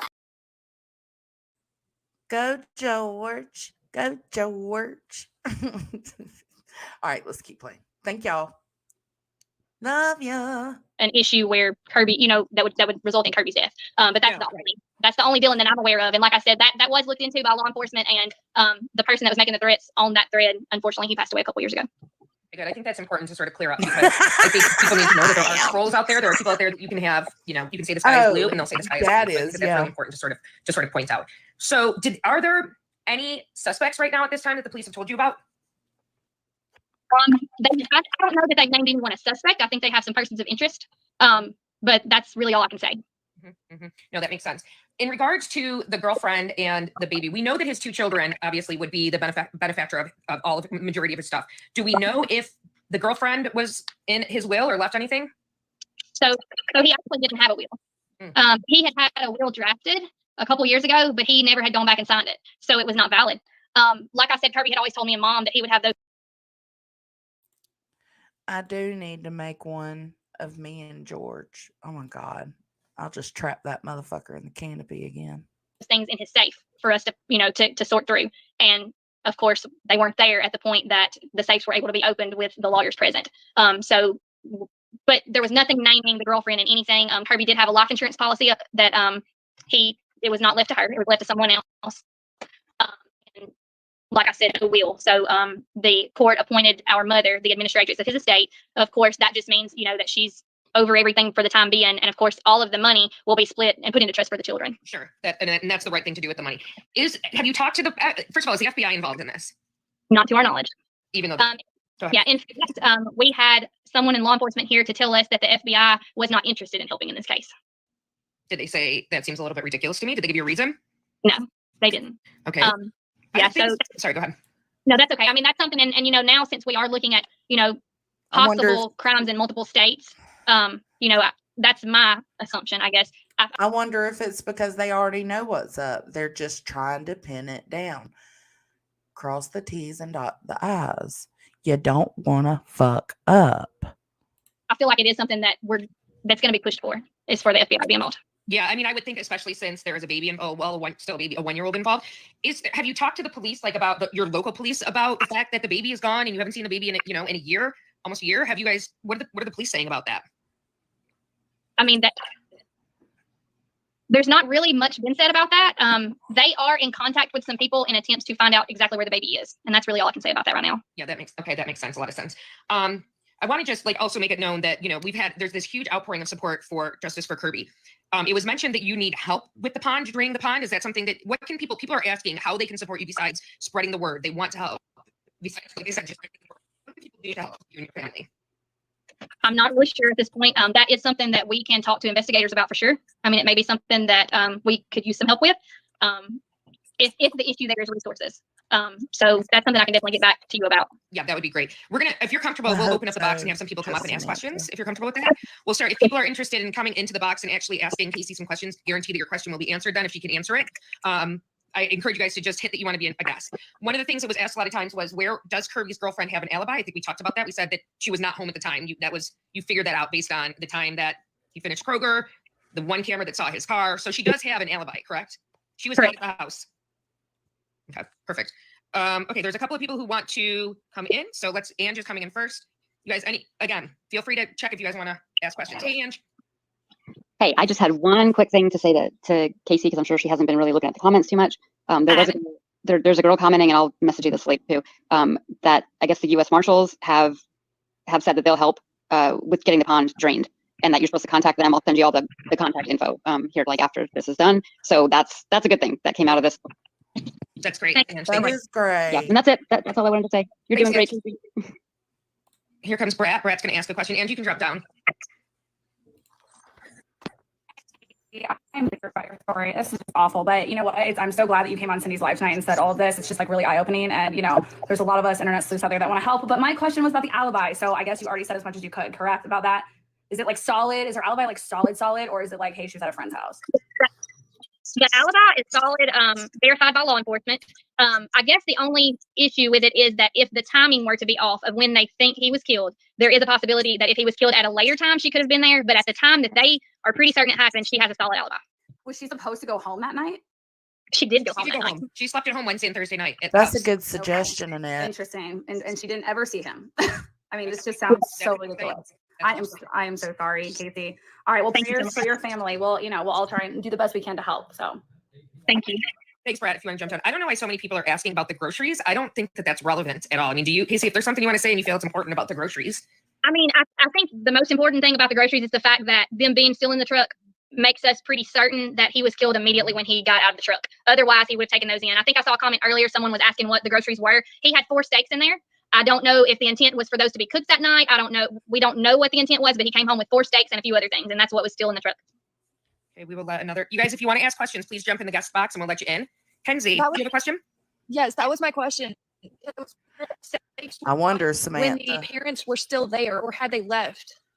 So it was told to us by the girlfriend that the parents left on Tuesday night. Kirby was in Kroger on Wednesday night buying the steaks. We don't. Why would he buy 4 steaks if there's only him and the girlfriend? Because there's no way a 4-month-old baby can eat a steak. We've wondered the same.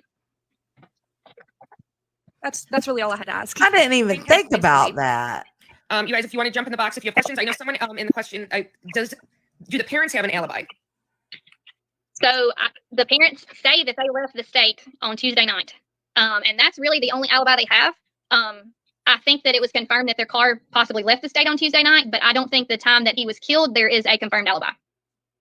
Okay. So we don't know that for sure. And so, and it just said it was buy one, get one free for the states. Maybe that's why. So there's no confirmation to see like, video or cameras along the highways or anything, or maybe police are looking at that right now. We just don't know. Yeah. So they live fairly close to a fire department, and law enforcement went immediately within the next couple of days after this, and they pulled the footage from there. And they did confirm how many vehicles went down the road that night and what type of vehicles those were. I don't have all of that information, and it's not something that we can share. But they did confirm that Kirby's vehicle went down the road, and they also know what other vehicles went down the road and how many and what time, if that makes sense. And any information yet with the phones? None of the. I mean, she hasn't. There's no need to have turned anything in yet, right? Like they haven't, because no one has been subpoenaed, or subpoenaed, or not. That's not the right word. Warranted, like a warrant to check, not warrant either. What the hell is the word I'm looking for, you guys? You know what I'm trying to say? When they, like a search warrant, but a search warrant for the phones. I believe the investigators have done that already. They checked. They looked at all of the phones. Yeah. Someone asked if a U-Haul was used, and I actually read in one of the comments and reported on this that a neighbor of Kirby said that he saw a U-Haul go down the street on Thursday and turn around in his driveway. Yes, is there anything about that you can? They did. When we put the Facebook page up, that was the first that we had heard about a U-Haul being there during the time frame of Kirby's, between him being killed and being found. That's the first we had heard of that. That's something that's being looked into. We do have confirmation of a U-Haul being there around the date of the funeral, which was a couple weeks later. So I don't really have any further information on that, because that's something that we're just now being able to look into. Okay. Hot Mess Express, thanks. Do you have a question? Yes, I'm so sorry. I was wondering if she could repeat what the last text message was to him. That cut out, and I didn't hear that. Like, what was the last text to her from him? So the last text to her from him, she asked him where he was, and he said Gino's, which is a tire place that's about a 15-minute drive from his house. And then I don't remember. I'd have to look at it, and I can't look at it while I'm on here right now. But I can't remember exactly what was said after that. But it was related to where his location. Basically, she was letting him know. He was letting her know his location. And that was on Wednesday. Correct. And that was on Wednesday. Did she have? I know that she said, like, one of the things that she did was call one of his friends after she called your mom to see if he was happening to. Yeah, it's what is her more reason? of a Did she have a reason for saying that she didn't think not that a it was suspicious that she hadn't seen him since Wednesday? considerate Or thing, I know she said, well, Kirby voodoo. sometimes does things like this, but what was her reasoning for that? So she never really gave us a reason for that. And, we do know that there was times where, he would meet people at odd hours, strange time of the day. Somebody would call, like, it might be 8 o'clock at night. Hey, can you meet me? I've got some gold or silver or some coins I want you to look at, that kind of thing. And so there was times that there were periods of time that she didn't know where he was, but Kirby never stayed gone all night.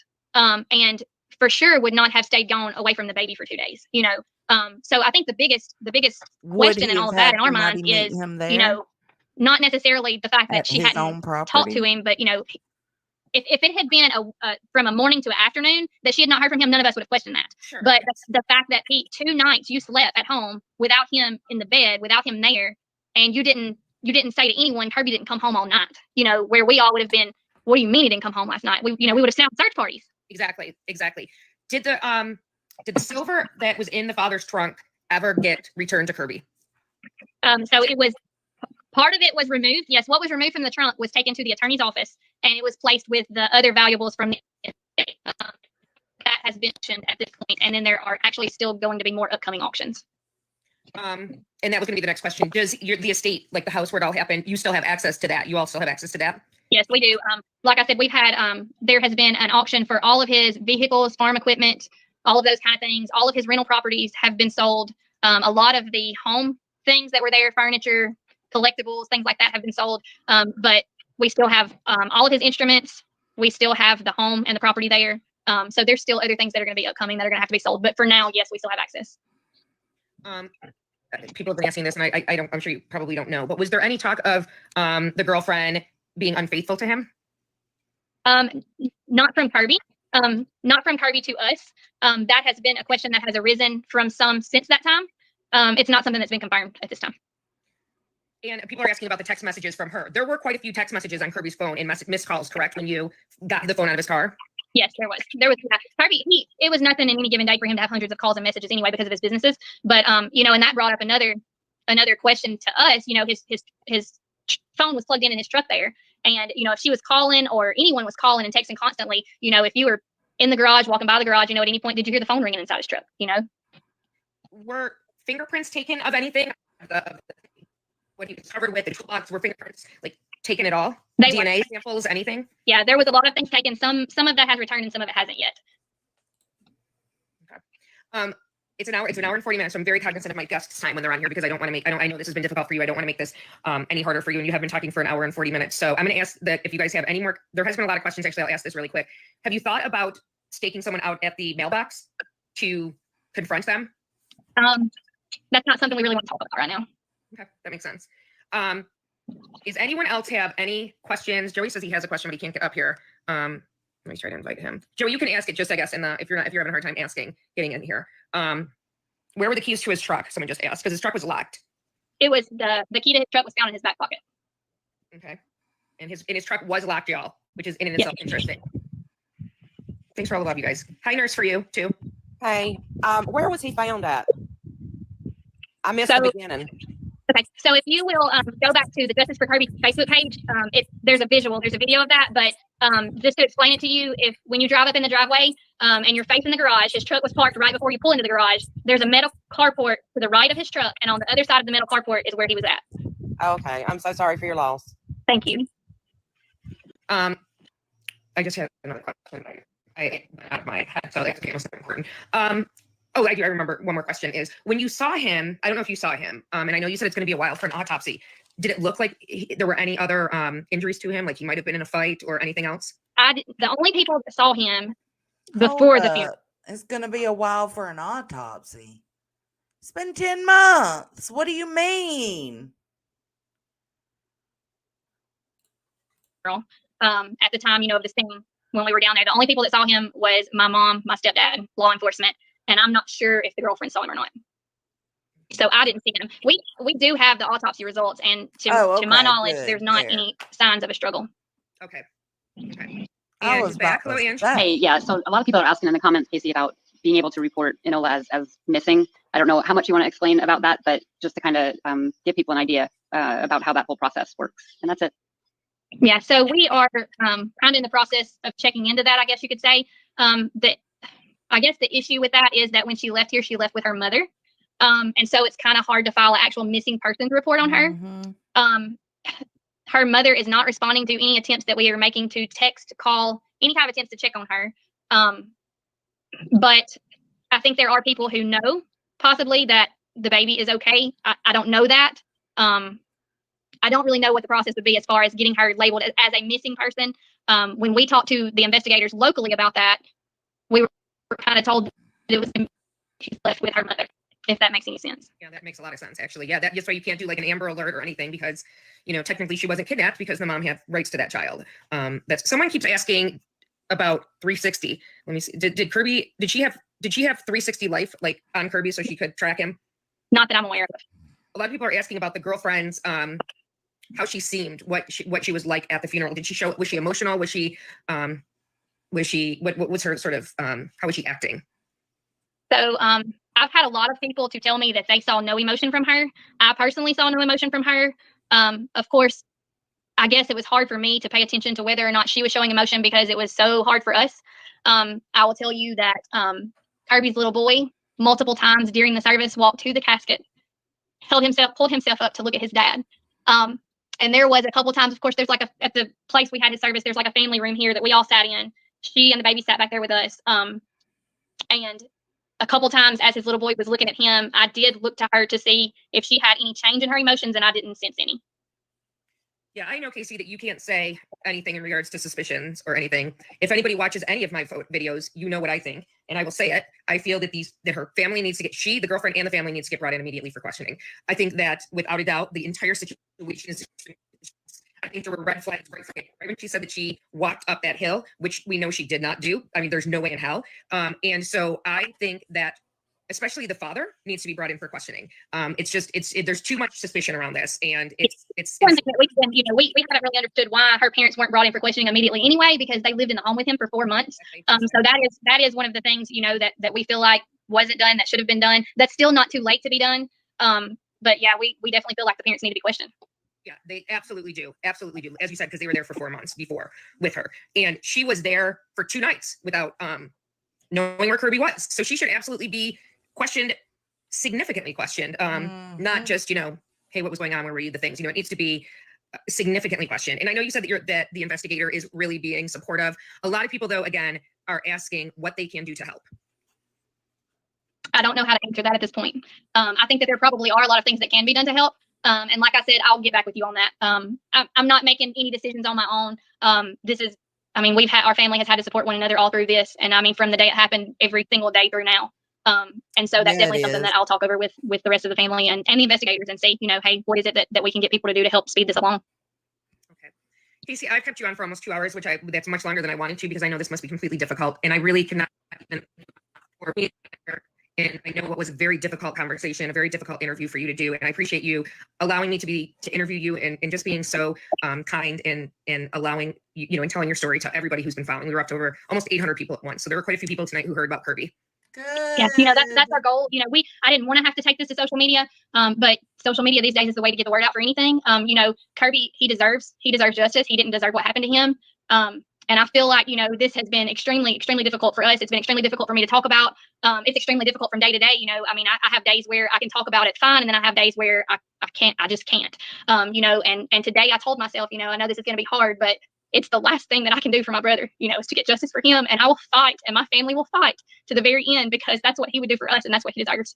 Absolutely. And you said it with such grace, and I know that Kirby absolutely is looking down and just smiling at you all for doing all that you are doing. And I know you are going to get justice for Kirby. You have thousands of people praying for you, thousands of people praying for your family, for you all to get the little baby, get the Enola back, to you all to, have her be where she should be, which is back home with you guys. So with that, I will let you go now. I'll stay on for just another minute but I can't even thank you enough. You guys, I will say, while Casey is still on, please go follow the Facebook page, Justice for Kirby. I do have a bunch of stories up if you guys want to see it. I've done quite a few stories on it, and there's a lot of other TikTok creators who have done stories on Kirby as well. So thank you, Casey, so much for being here. All right. So, I know a lot of you have channels so that you can chat and whatnot, but you also have channels so that you can share content. I don't even care if it's my content. There's not much on YouTube about Kirby. I checked yesterday and there's like nothing. So share this out on your little bitty, just chatting ass channels and tag your favorite creators. And let's get some justice for Kirby, man. The shit's wild. It's wild. After this, I'm going to take a hot bath and chill out and, regroup. And then I will edit my description and everything and put all the links to all their stuff in the description. Thank you, Oki. Yes. If you can share it and tag people, tag your favorite creators, tag who you think would cover this case respectfully. We don't need no wild shit going on. It's wild enough. I know, just Samantha. I know. This is fucking awful. It's just so sad.